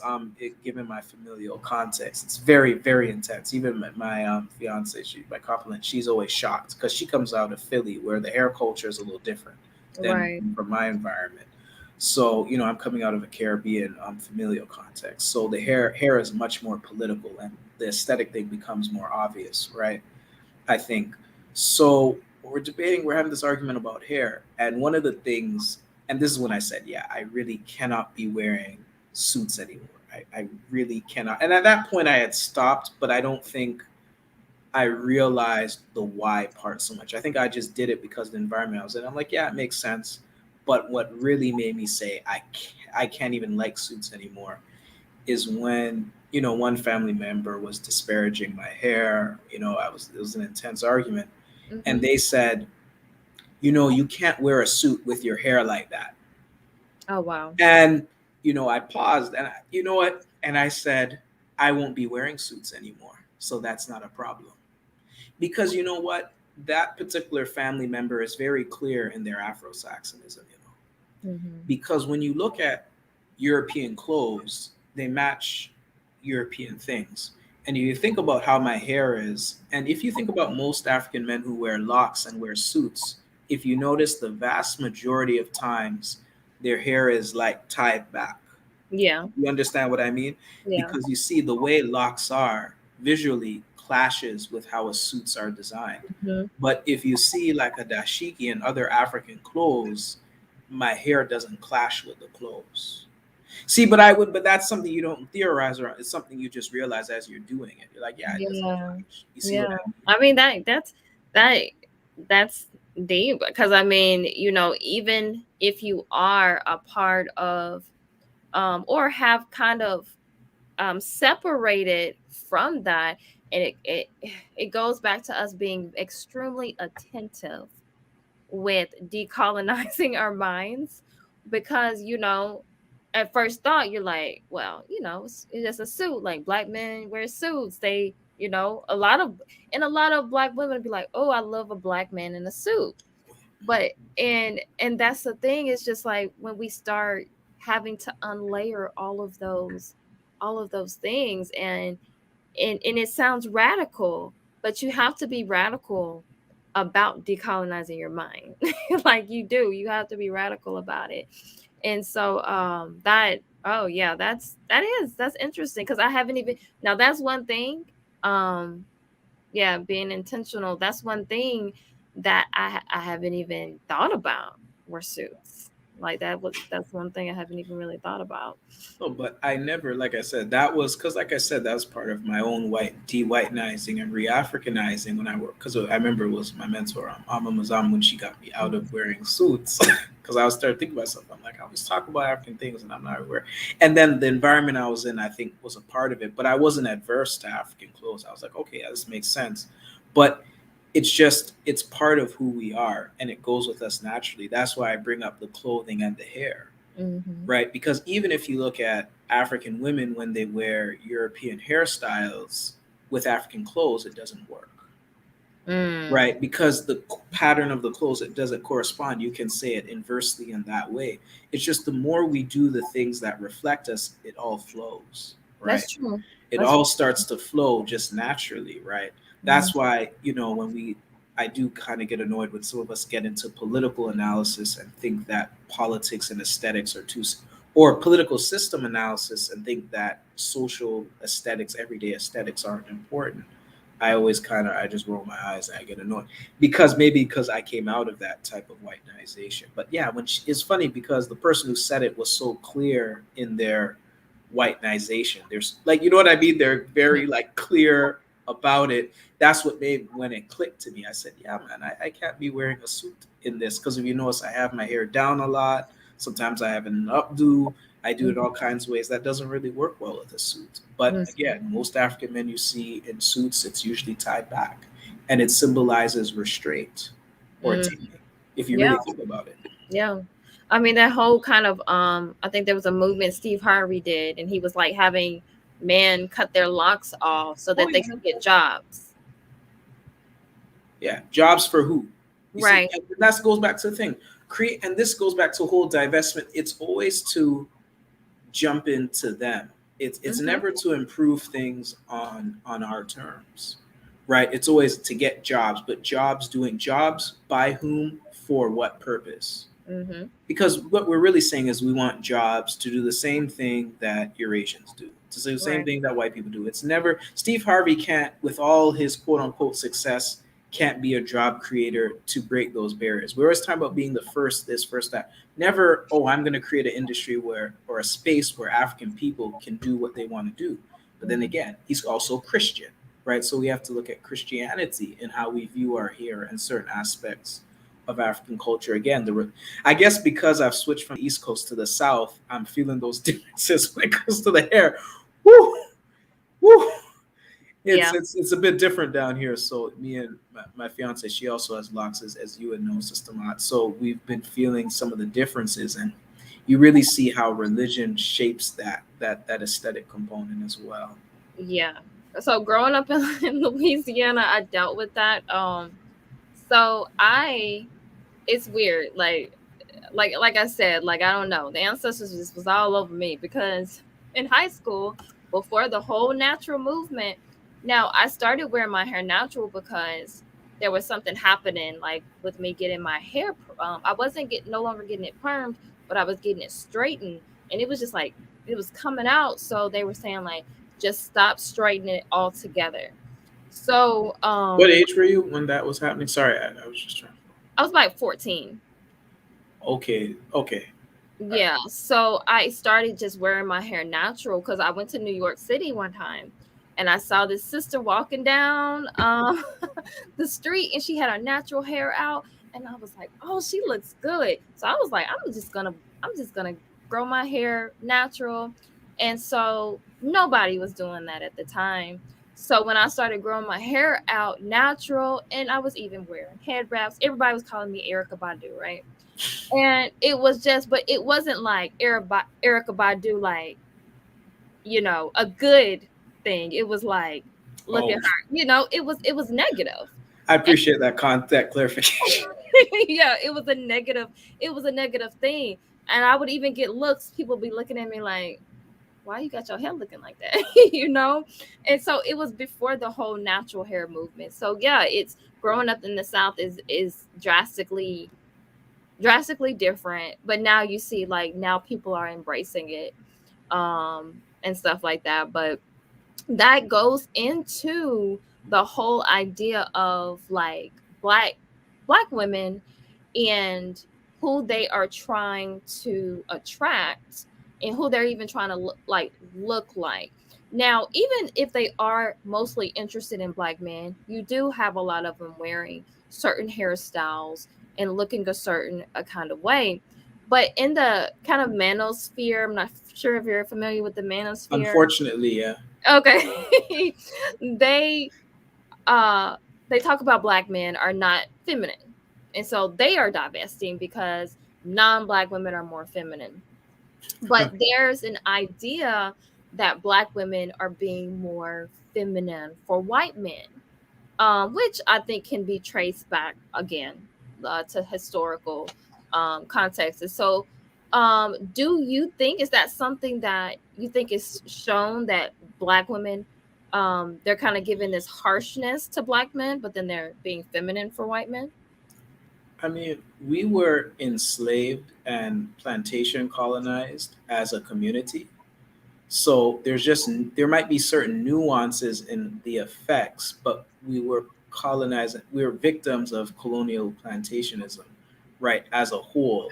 So you can't say one half is good, one half is bad. So again, they're just the divestment movement and the black manosphere is just two gendered sides of the same Eurasianized coin, Mm-hmm. where they think women are evil, men are good, and then the divestors are men are evil, women are good. Obviously, black men evil, black women good, and then the manosphere is a reactionary Mm-hmm. response to that. So they Right. have nothing really of value to say.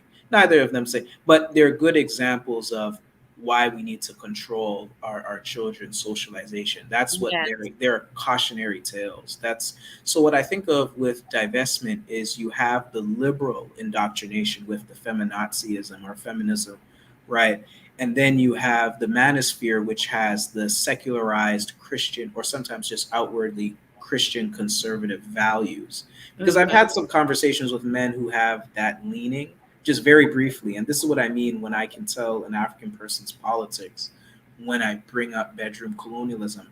I don't want to name names, but I remember falling into a conversation where one manosphere person was saying that he had students, the white female students in his class or the non-black women in his class who had black male partners, were more engaged in his class about black males than were the black women. Now, I've taught many classes in universities. And in fact, most of my students are black women, and I can tell you my classes don't lack in engagement. And that's not patting myself on the head. I could improve a lot, but I don't lack engagement at that level. But Right. again, maybe because I'm Afrocentric and I'm not, pandering to certain things, that might be part of it.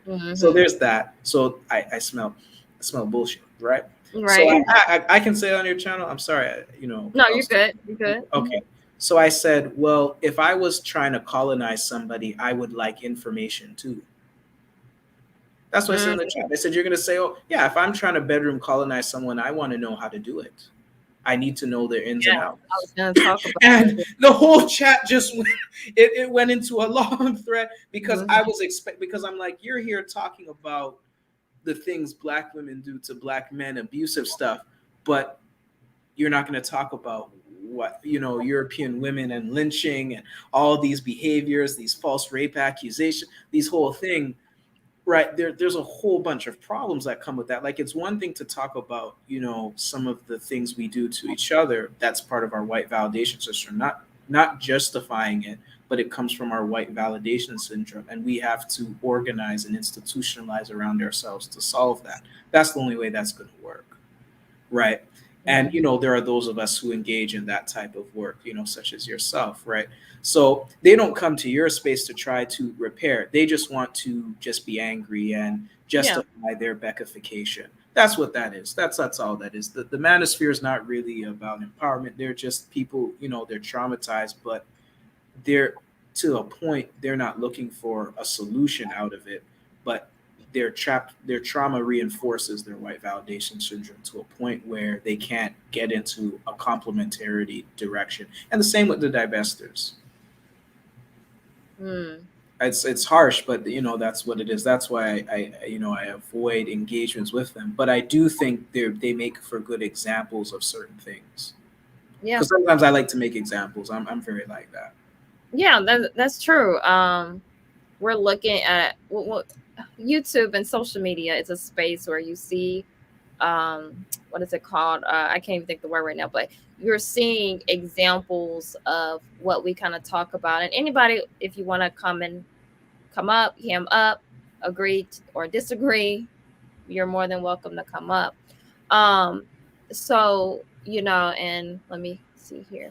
And it says this is a very good conversation. It makes one think about choices. Yeah. And that's the thing, because this is not only done within romantic relationships. Why do you choose to go get that hamburger from McDonald's? Like, and then it doesn't look like the picture. You go eat it. It doesn't, it's not, but then you continue to go and keep going. Man, And I haven't eaten McDonald's in a lot. Like, once I knew what it was, like, I guess, because some habits I do have, like, because again, I think, not to jump, because I think you said something so important I wanted to add to that. yeah.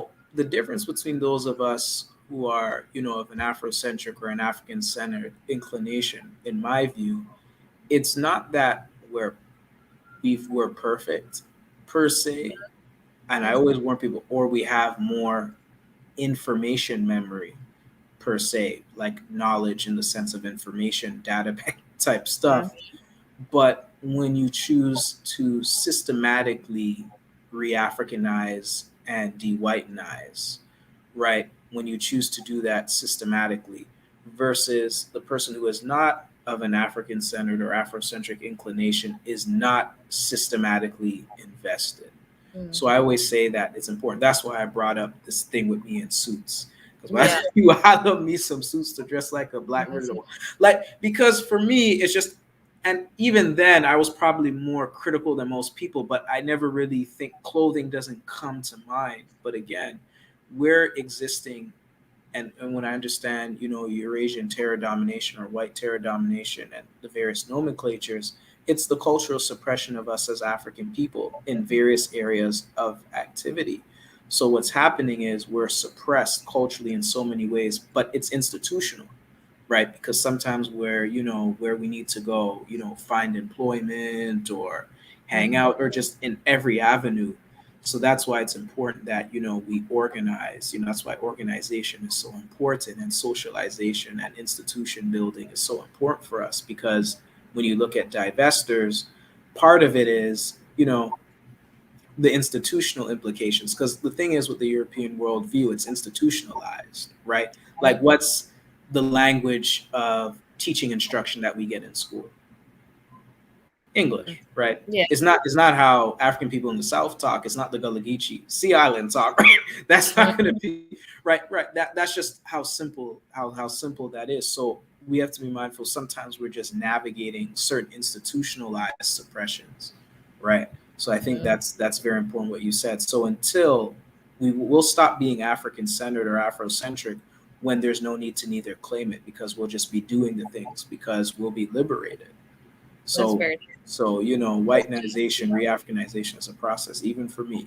Again, it's just that we're systematically addressing it. That's all.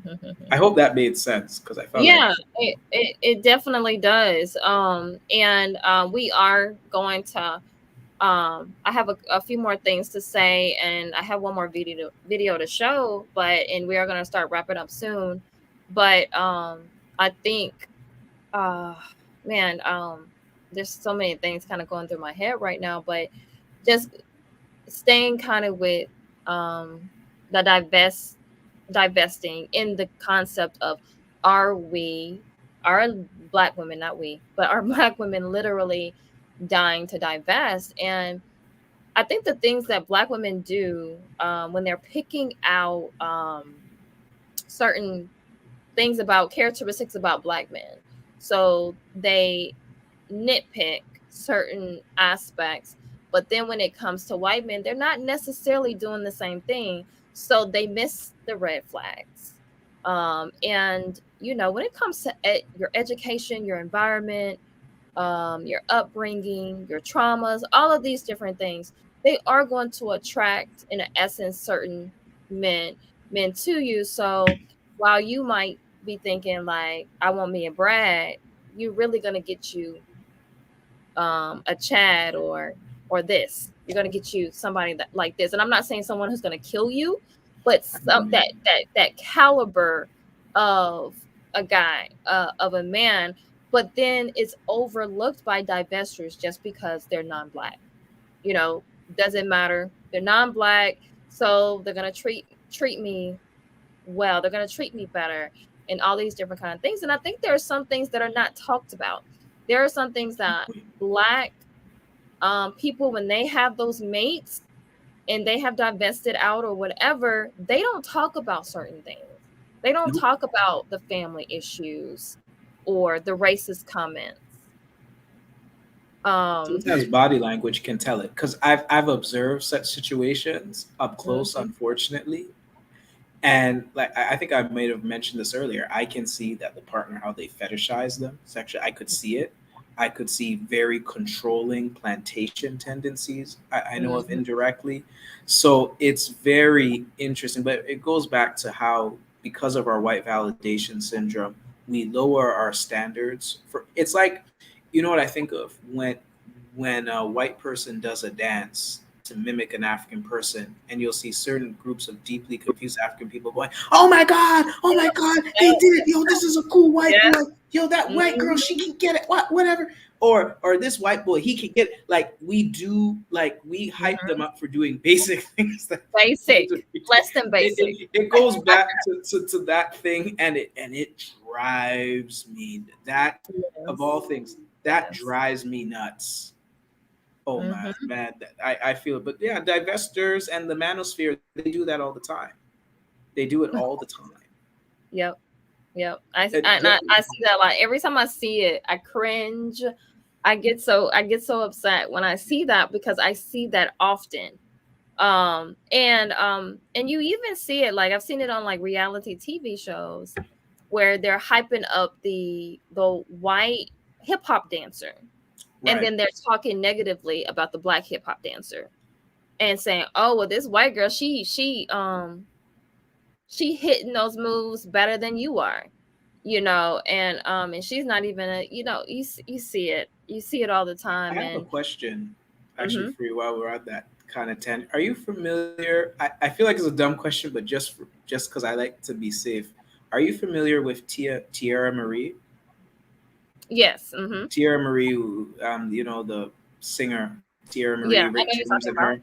So Mm-hmm. I remember watching. There was this video that was just about like the problem of down white people, but that channel got deleted off YouTube. So Okay. I can't find the material. But there was a clip where it shows Tierra Marie singing with her backup singers, all black women, and I guess the producer, or I can't remember what position the gentleman had, but you could tell. And I'm not the greatest. I'm not the greatest ear.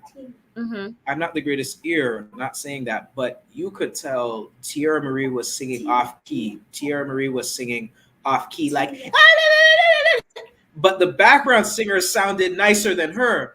But Right. here come the man talking. Here come the man talking about, oh well, she was out singing the black girls. And in my head, I'm like, are we listening to the same performance? And it Right. wasn't even me being. It's just no, that's off key. But it's just we just have this gloss, and Right. then. I've seen other instances like that, but I thought of Tierra Marie right away. And she doesn't have a terrible voice, but you could tell it was almost like she was belting her voice to compete with her backup Yeah. singers. Yeah. Mm-hmm. So it was that kind of thing. So that just made me think of that as well. And then going Right. back to the divestors, it's like, the things like I had a family member who's in a, who's a victim of bedroom colonialism. And one of the things one of my family members said about the victim was, I don't think they would tolerate that if they were with a black person. Mm. I don't think they would put up lower their standards so much. And that Yeah. family member doesn't agree with my concept of bedroom colonialism, but even they had to say that. Yeah. Just again, we'll lower things for white people, but with us we expect pure excellence, and usually excellence by Yep. Eurocentric standard, of course. That's very true.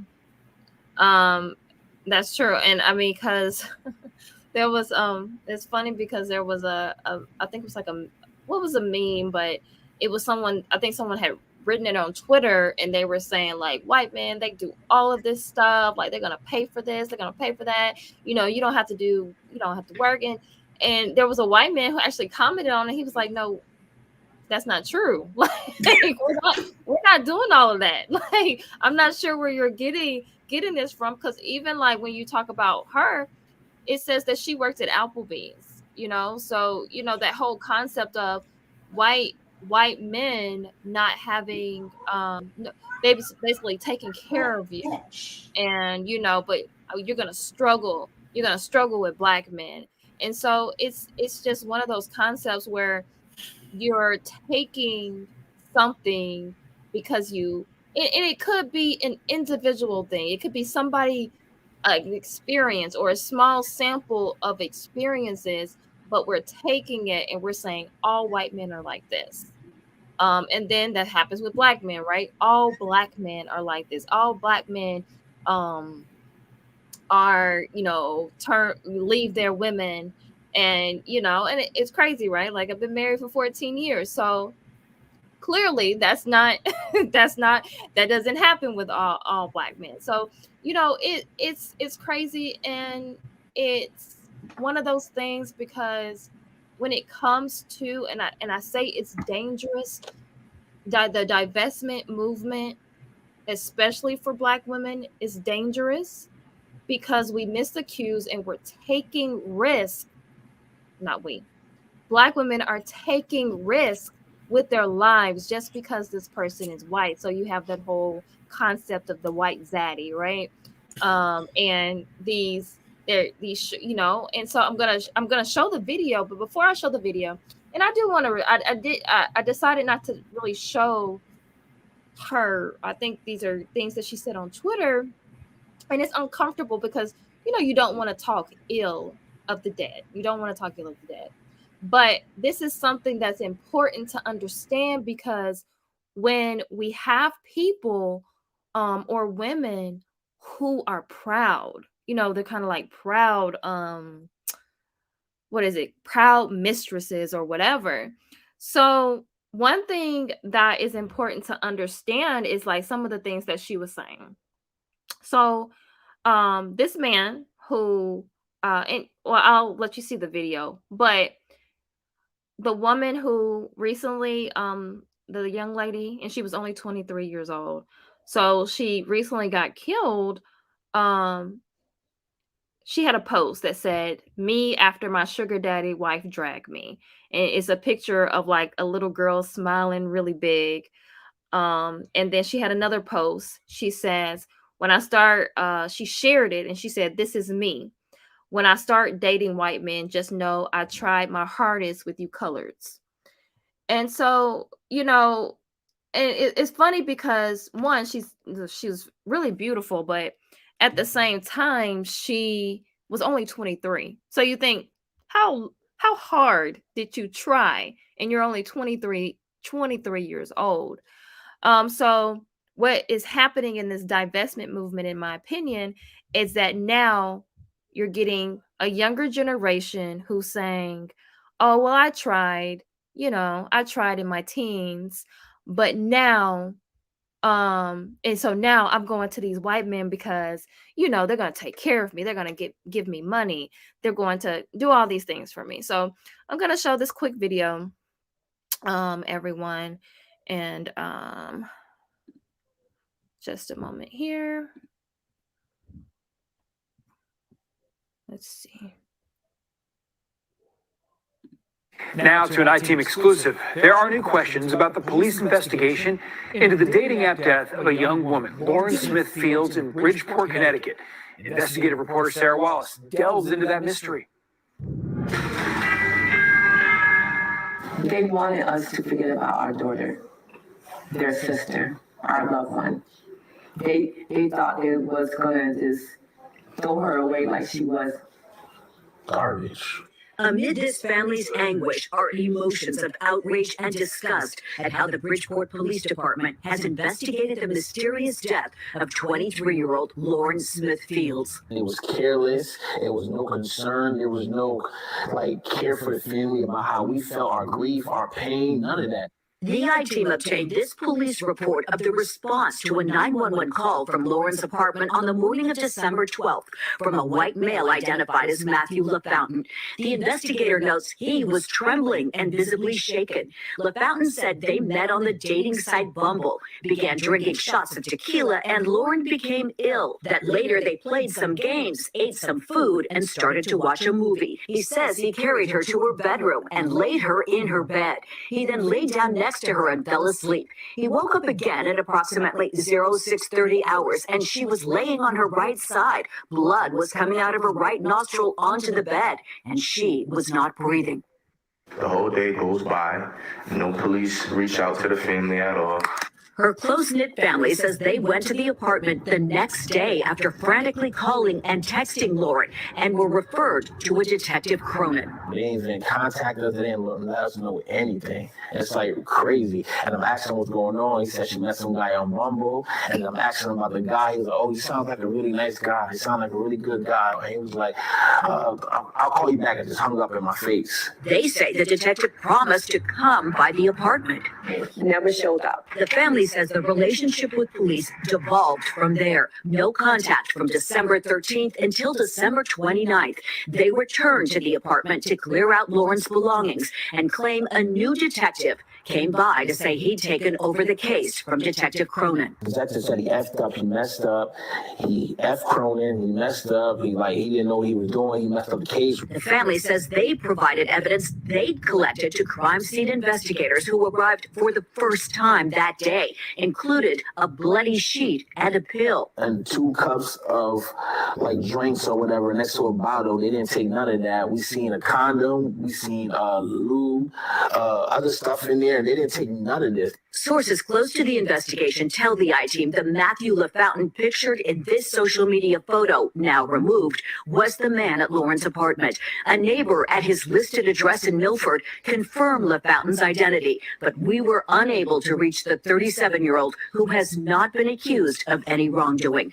LaFountain's same image appeared under the name Matthew Thomas, now also taken down. Anyone that genuinely cared and they were there, the last person there, and they know that nothing bad happened, you would at least even reach out to the family yourself. Like, listen, I know I'm sorry for your loss of your daughter or your sister. The family's last contact with police was on January 4th at headquarters with their attorney. What I believe is that the police failed to collect and preserve that environment from the first day. The attorney has now filed a notice of claim to sue Bridgeport for negligence, claiming key evidence was not initially submitted to the state lab. I feel like because he's a white guy and she's a black girl, it's just almost like they just thrown it under the rug. That night she was silenced, so now we are her voice. But we're here, and we're fighting for her.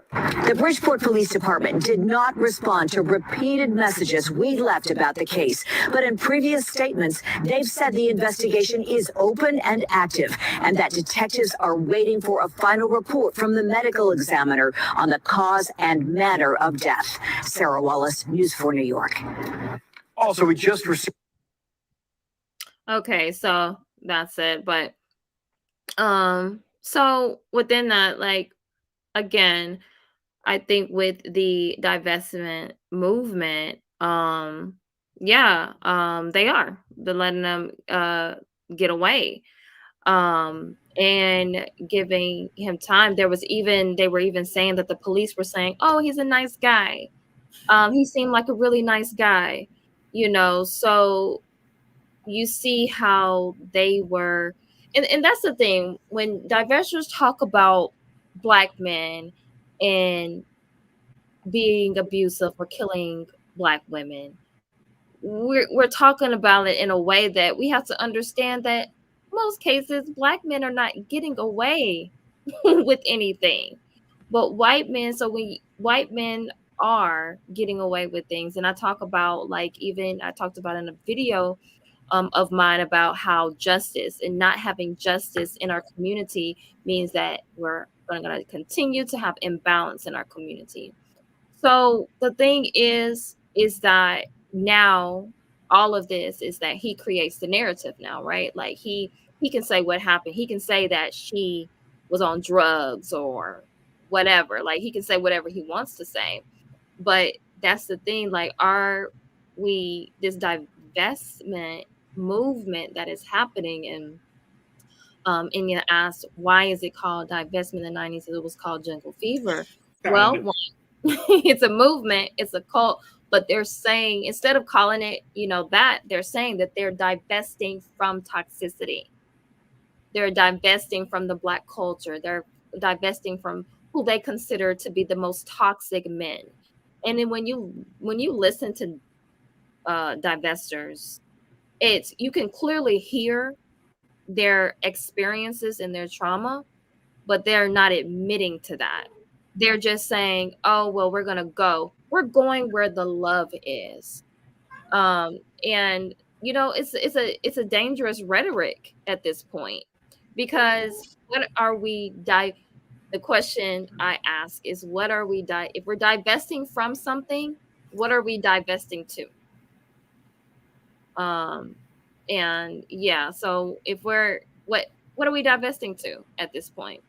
So again, I think we also have to understand, because I'm curious to, because we got to be careful with what is being pushed on social media, because a lot of these things are not only propaganda, but they're also being sponsored by certain entities, and for the purpose of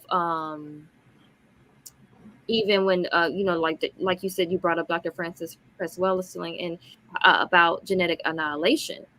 So from the viewpoint even of them, because the way that we perceive them to think, well, not we, but the way Black women or Black divestors perceive white men to think of them, is it a conscious thing as far as how they really like the genetic annihilation, or is it what we're talking about as far as their epigenetics?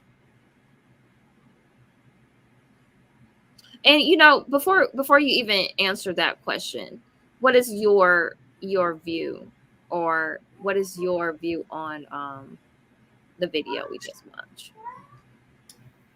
On the video we just watched, wow, that was a lot to take in. I Yeah. think because I think you gave a prior context to how she talked about being with white males Mm-hmm.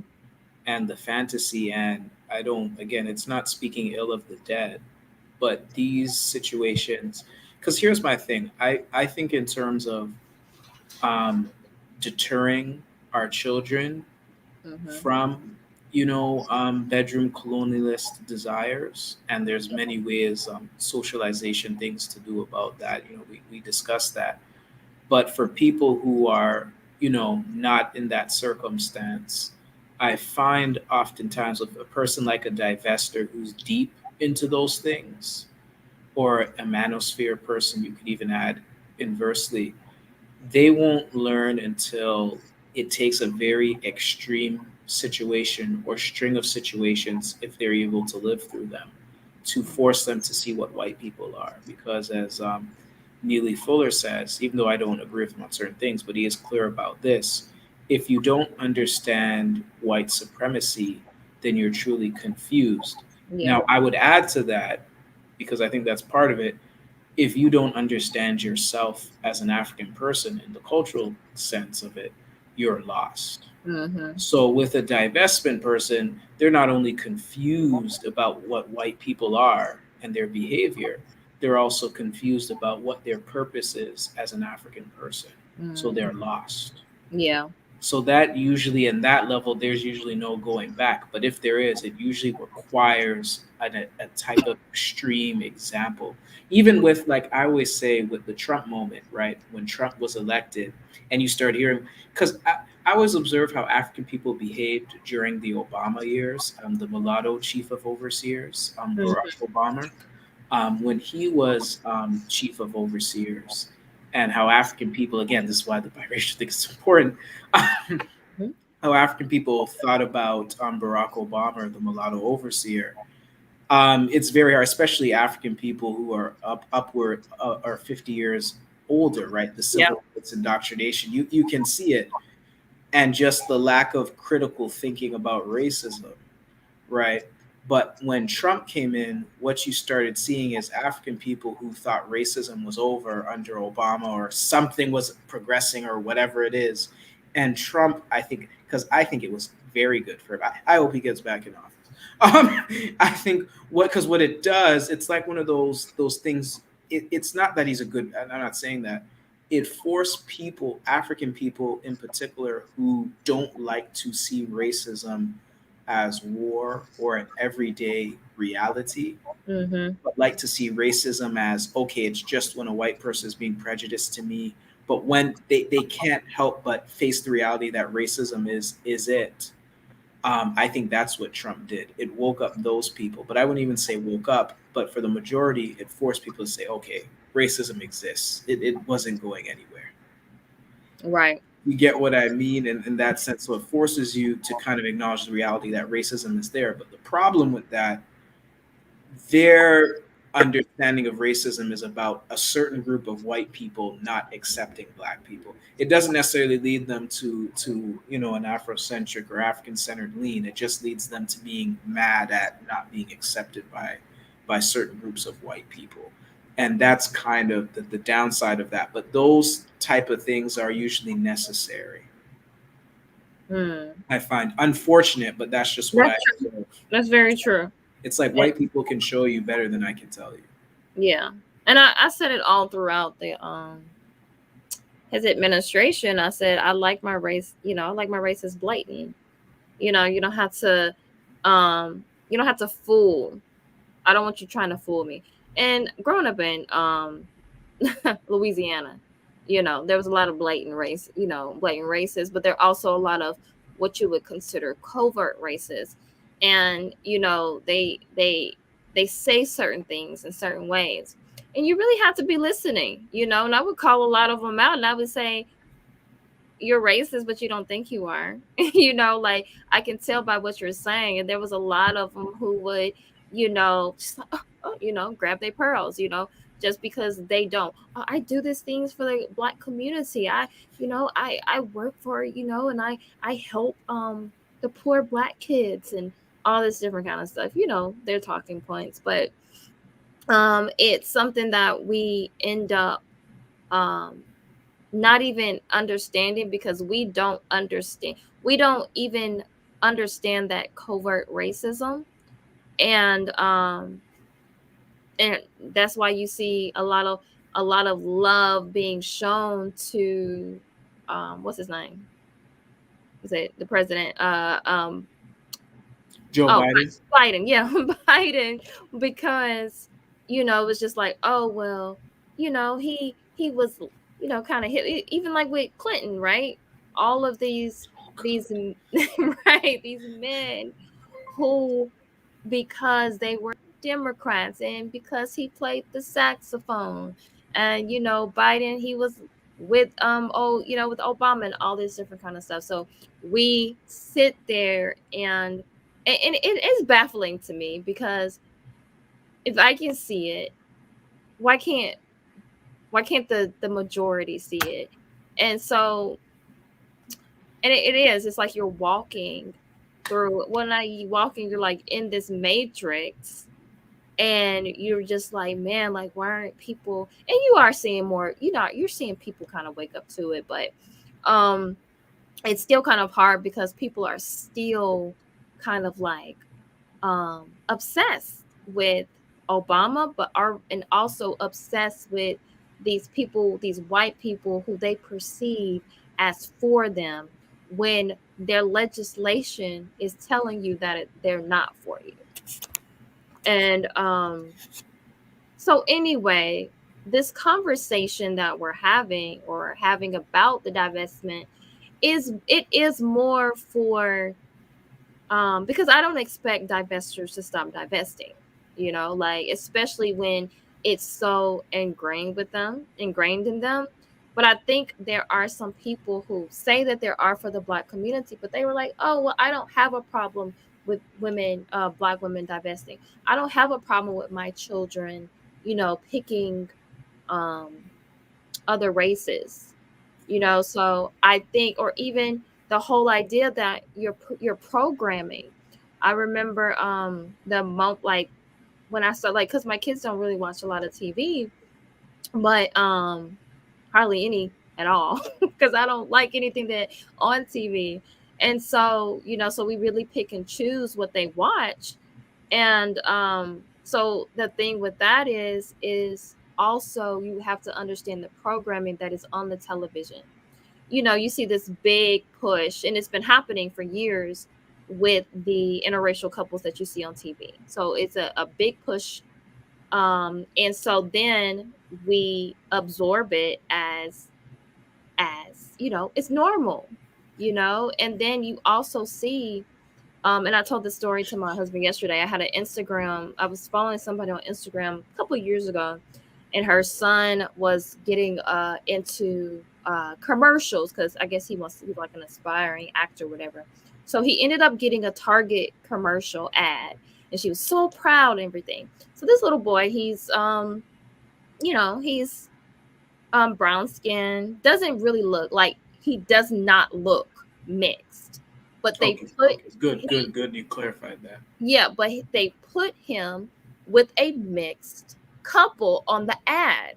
Now he has that loose, that loose curl pattern, because we have all different curl patterns, but he had and it wasn't even like extra loose, because if I look at him, he doesn't look mixed, right. But what they're doing is the propaganda saying, is now saying, because it was a white mother and a black father for the ad. So then they're giving this idea like white women can produce any kind of looking, right. Black child, when we know that that's not true. And so that propaganda that we start seeing, because now you're seeing like these certain types of Black phenotypes being pushed, and you think, oh, well, now you're starting to question what a biracial child actually looks like. And because like I remember my cousin, we've had conversations, and I don't have any beef with him. I don't have a beef with his, family, but I've had conversations about him and his children, and it's biracial because he's married to a white woman. And, we had some words one time, and he was like, "You're mixed too." And I was like, "No, I'm not." Like, what are you talking about? Like, both my parents black, and as far as our family goes, is blackness, So what are you saying? But it was kind of like a retaliation, to whatever. I don't even know. I don't even know where that came from. It was kind of a weird thing to even say. But uh oh, let me sleep. Many in the black manosphere support Trump. Now, Don, I do agree with that, but I also think that some people also saw Trump as the safer, the safer choice than Biden. Um, and you kind of, yeah. I mean, I don't pump with either one of them, but some people did see Trump as the safer choice. And you're kind of seeing some things happen in politics right now to kind of,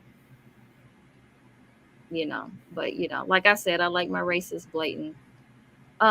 Lupe Fiasco got a lot of flack for calling Obama out, but he was nothing but a different side of the same coin.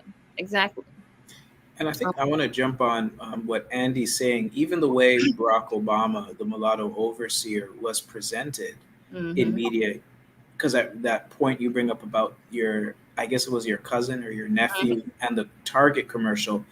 I remember being on certain game sites when there were games based on the election, when he was, I guess that time he was competing for the Democrat seat with Wicked Witch of the West, Hillary Clinton, or Hillary Clinton, I should say. And they would show Barack Obama with a darker complexion than he actually is. So I remember that game. It's still there on miniclip.com. If you look up Obama or the presidential race, you'll see it. It's him and McCain and Senator Hillary Clinton, Wicked Witch of the West. And you'll see them up there, and you'll see Obama's skin is significantly darkened, and he does look nothing like that. Right. But to the point of what Andy Jackson is also saying, Lupe Fiasco is the side of the same coin. He's in that sort of weird Asian fetish thing where you have African people who are obsessed with anime. And that's something, that's why I always say I've learned to say not just white, but non-African. Right. Because some people say, well, it's not white. So no, and that's an anime. That's another thing. We have to monitor too that influence on African people, because you have some African people thinking that their African children, this is a generational thing, thinking like Asians or wanting to do Asian things as an escape from whiteness, but not necessarily wanting to do anything African oriented. And he said some real negative things about Africans in the past.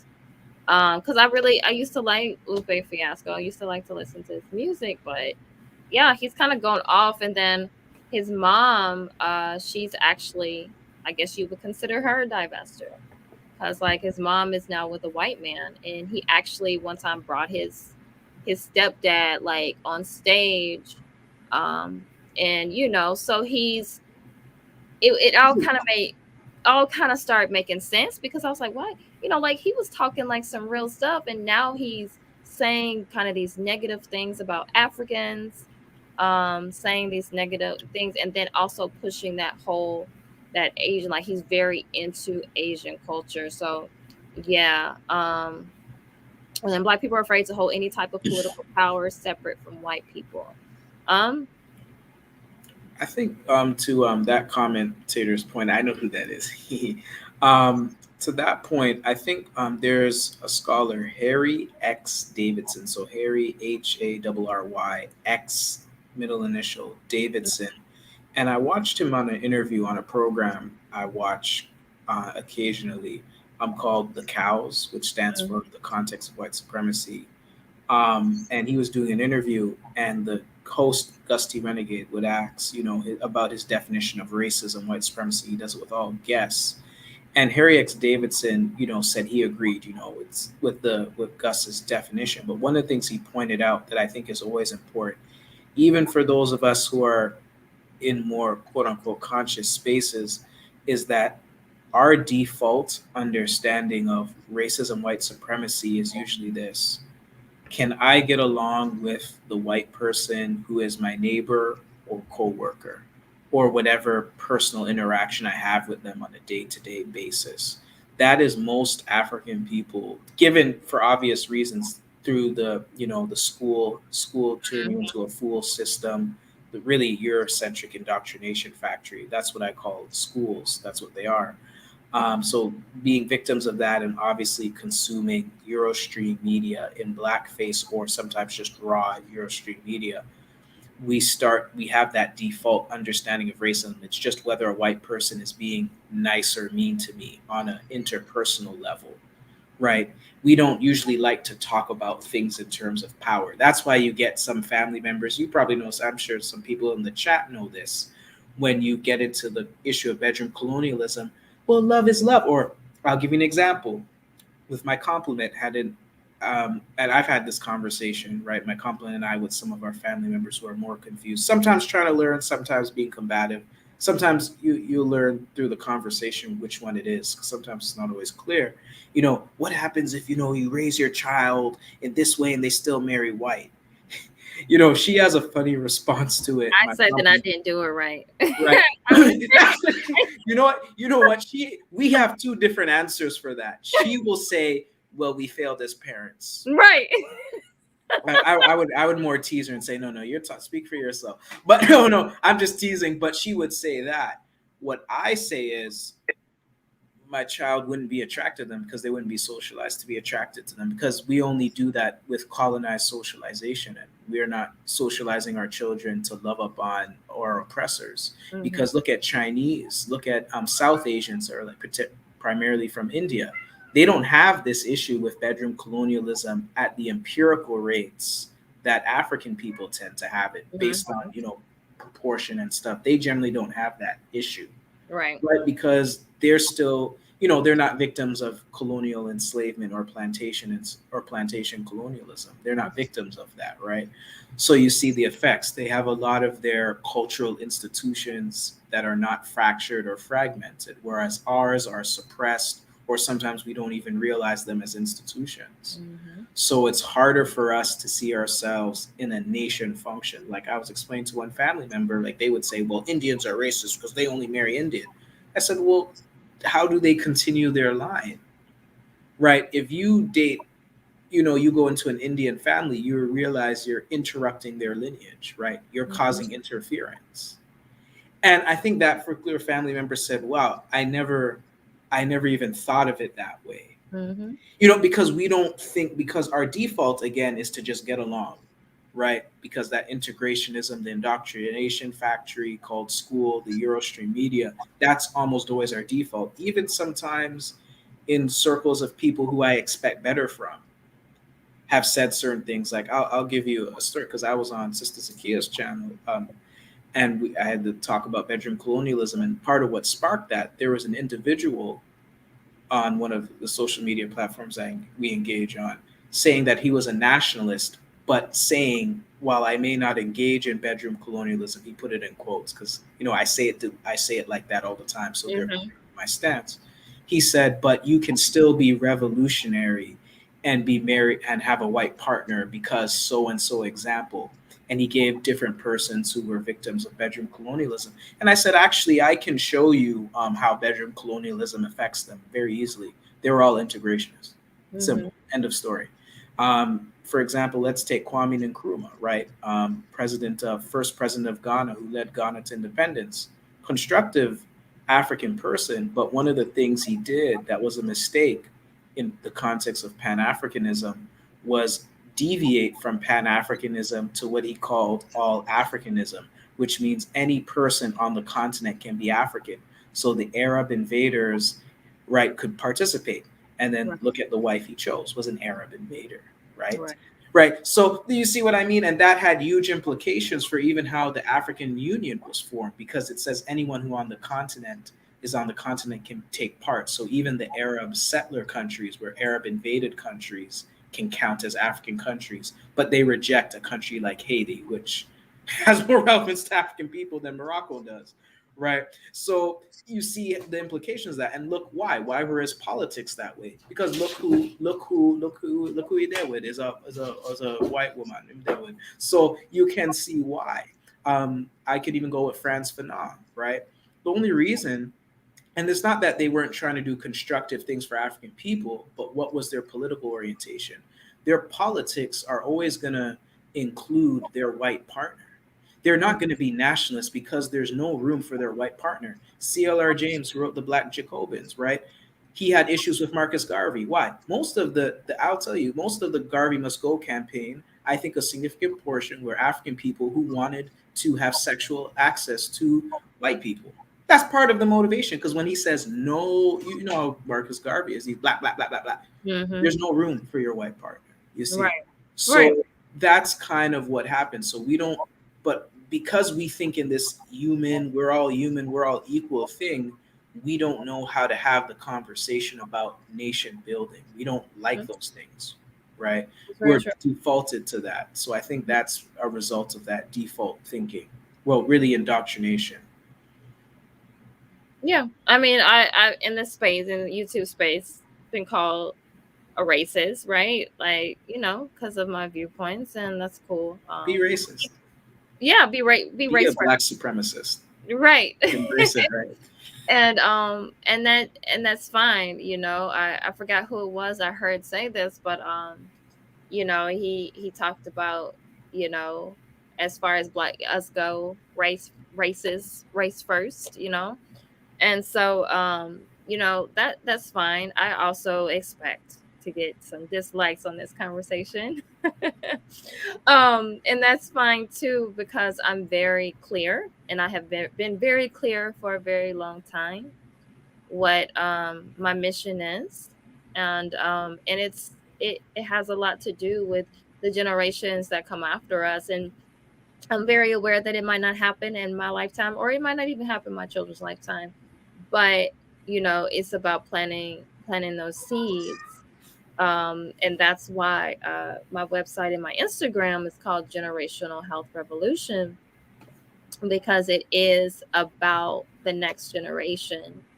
um and so I find that like I said, this conversation was a needed conversation, and very important. And like I said, I don't expect to win any divestors over, but yeah. And let's talk about etymology, how we put these words together. And I speak about etymology all the time. I speak about the significance of words, and that's very important as well, because I usually say this almost on every live stream, how Professor Kappa says, it's hard to tell the truth in English. And that's what we're dealing with, all these foreign things that are foreign to us, foreign to our nature. And so it's very important that people who are on the fence, or who are think we're one human race, and this is another conversation, but I have a theory about us being different species, but that's a You whole know different. what? That's my theory too. Make sure, no, because I really think, I really think that we're just different species of whatever you want to call it, people or whatever. That's just how I think it is. Some of us don't like to think of ourselves that way, but Yeah. hey, there's a reason. We're clearly very different. Yes. You know what I So mean? that's another conversation we have to have. And so what's the takeaway here, brother Talawa? What's the takeaway here? Oh wow, no pressure, right? No pressure. All right. Well, I think what it is, because like you said, you're not, and nor am I. We're not trying to like convince people who are interested in black rinsing, so-called divesting, right? But I think it's important for those of us. I think for one, those of us who are raising children, who are raising families, in whatever capacity, be it as parents, aunts, uncles, however it is. I look at that in a very holistic way. We have to be aware that this is a gradual attack. This is aimed at the children and the teenagers, but especially children. Because I did want to say, because how much time we got, I did want to say something about programming. There's an example I have. I want to give a quick one about. Do anyone remember the film Madagascar? Yeah. The children's film. Right. There's Madagascar 2, not the first one, but the second one. I can't remember what year it debuted. And Jada Pinkett plays a hippo. Yep. And she meets a male hippo, Will I Am, is the voice for that hippo. Yep. And he says, I like them big. Because, African men, we like our women, shape a certain way because it's very African. I have a whole paper on it, but that's another time. But she ends up falling in love with the giraffe character, who's obviously a white person. Yeah. And the whole point is that the giraffe likes her for who she is, right? Not her body. But the thing is, if you look at it from an Afrocentric perspective, he's a hippo, she's a hippo. Exactly. That's the first thing. Of course, he's going to like him big because it's significant. It's part of being a hippo. Exactly. It's like we like our women a certain way because it's part of what makes them African. And African women, I'm sure there are features on African, whatever. I'm just only talking from a male perspective, and I'm sure it's vice versa, right? I know that's vice versa, right? That reflects, our aesthetic. But also, what children can the hippo and the giraffe create? None. So you see what I mean? So that's a form of bedroom colonial messaging through animals. So that's why it's important to know the types of ideas. So when we're thinking we're watching something that's about animals, we might think that it's safe for our children, but it's really not. So sometimes the animal messaging can be a bit tricky. So I wanted to put that out there. Why my kids don't watch very many things.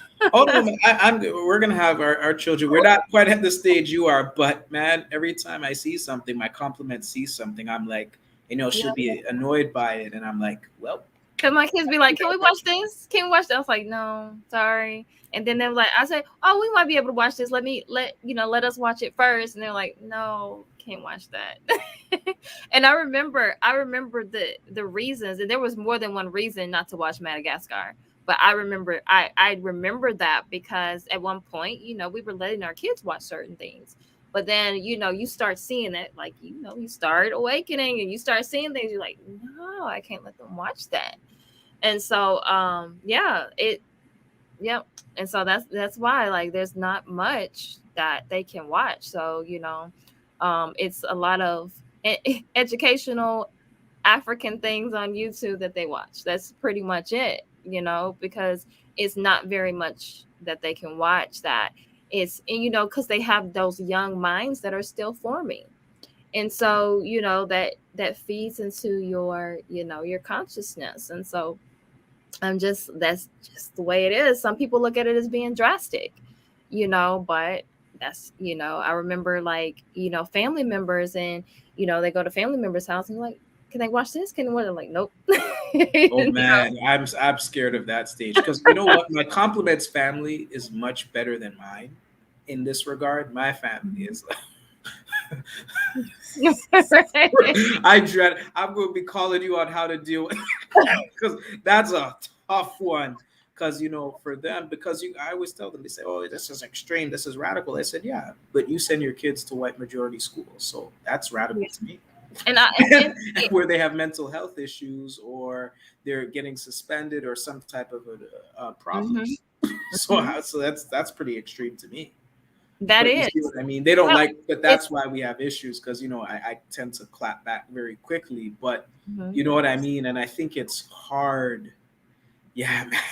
Just dealing with that's going to be a tricky one. And I'll be honest, our kids don't go too many places. And I mean, we're in another city anyway now, so they're not going anywhere. But even before we moved, they were like with us. It's just because I'm very particular on what their minds are absorbing right now. And some people, they just don't care, because they feel like, well, you are right, like, and you grew up on this stuff, so. Or, and there was things, because I tell my husband all the time, there were things I was watching as a young child that I had no business watching. None. And I mean, they weren't even kids shows. They were adult programs.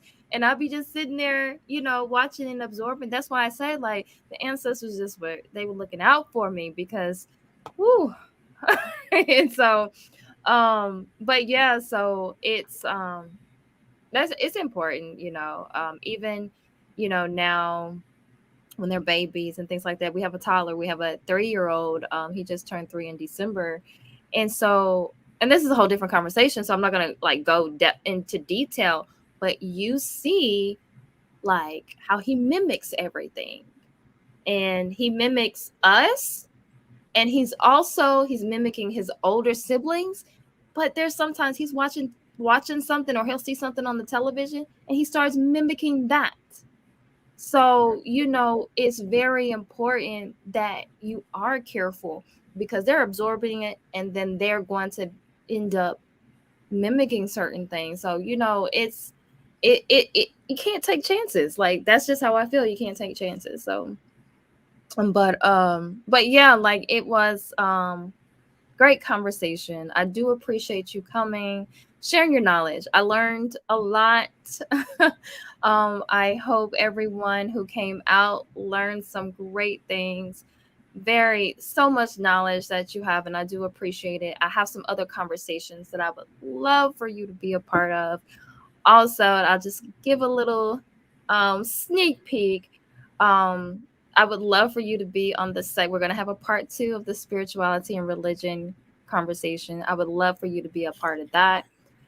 And I also have another conversation that I'll email you about that I would love for you to be a part of. But yeah, thank you so much for coming out, and thank you, Enya. So I do appreciate you. And just for clarification, you did say that that platform, did you say that was on Twitter, or is that a whole separate It's a platform? whole separate platform. Okay. bb2me.com. You'll find me if you just search up my name. You go on it, sign up. You go on it, you'll find me, and that's where you'll Okay. find African people being African, really committed to. Oh, love it. It's Okay. you'll love it. That's why I put you on, because I know Okay. you'll love it. But so a bb2me, or you want me to type it in the private chat Yeah, and then we I have can it. share it? Yeah, I got it. You typed it Okay, for me, okay, so yeah, I got it. okay. And so yeah, I'm gonna go ahead and I'm gonna look that up But as yeah, well as so soon as wait, we so get you said part 2 to the spirituality and religion convo. Was that because I think you did part 1 with my very good friend, brother Emo, I brother think was Emo. involved. Yes, I don't yes. think he and I, no, I say that just because he and I have that conversation on such a regular basis, and I Uh-huh. watched that conversation, by the way. So Yeah, I I'd love remember to you. be in part 2. I would love to have exchange of views. And of course I love, it's nice being on in a discussion and a dialogue with you. I think this is healthy. I We appreciate iron sharpens iron. I learned stuff from you. that. And man, when that baby was be asking you enough stuff, Oh yeah. oh man. Yes. Yeah. No, that's why these conversations are important. Not so Mhm. much because, again, not to change people's mind, but because we're still learning how to Yes. do certain things. So I have no problem, having, because sometimes, some people say things in the chat and I'm like, I didn't really think about it that way. Or like when you Mhm. were talking about what stuff you watch with your kids, I'm like, I don't think most people think about how animal cartoons can be, because sometimes we're thinking of if we just see white images, That's but safe. also the Yes. ideas that are conveyed through animals. That can be, Right. you might need some deconstruction there. So I think those Exactly. are, different things you can learn, because again, we're attacked from so many angles. Exactly. Exactly. So that, yes, that's a very good point. And there's the website there, guys, if anybody else in the chat wants to check it out. But that's it for today. Thank you once again, Brother Talawa. I appreciate it. Give my love to your compliment. I And would. that's um the growing baby. Yep. And I will email you soon. All right. Shemotep, and Shemotep to everybody in the chat. Yes. Okay, Until next everyone. time.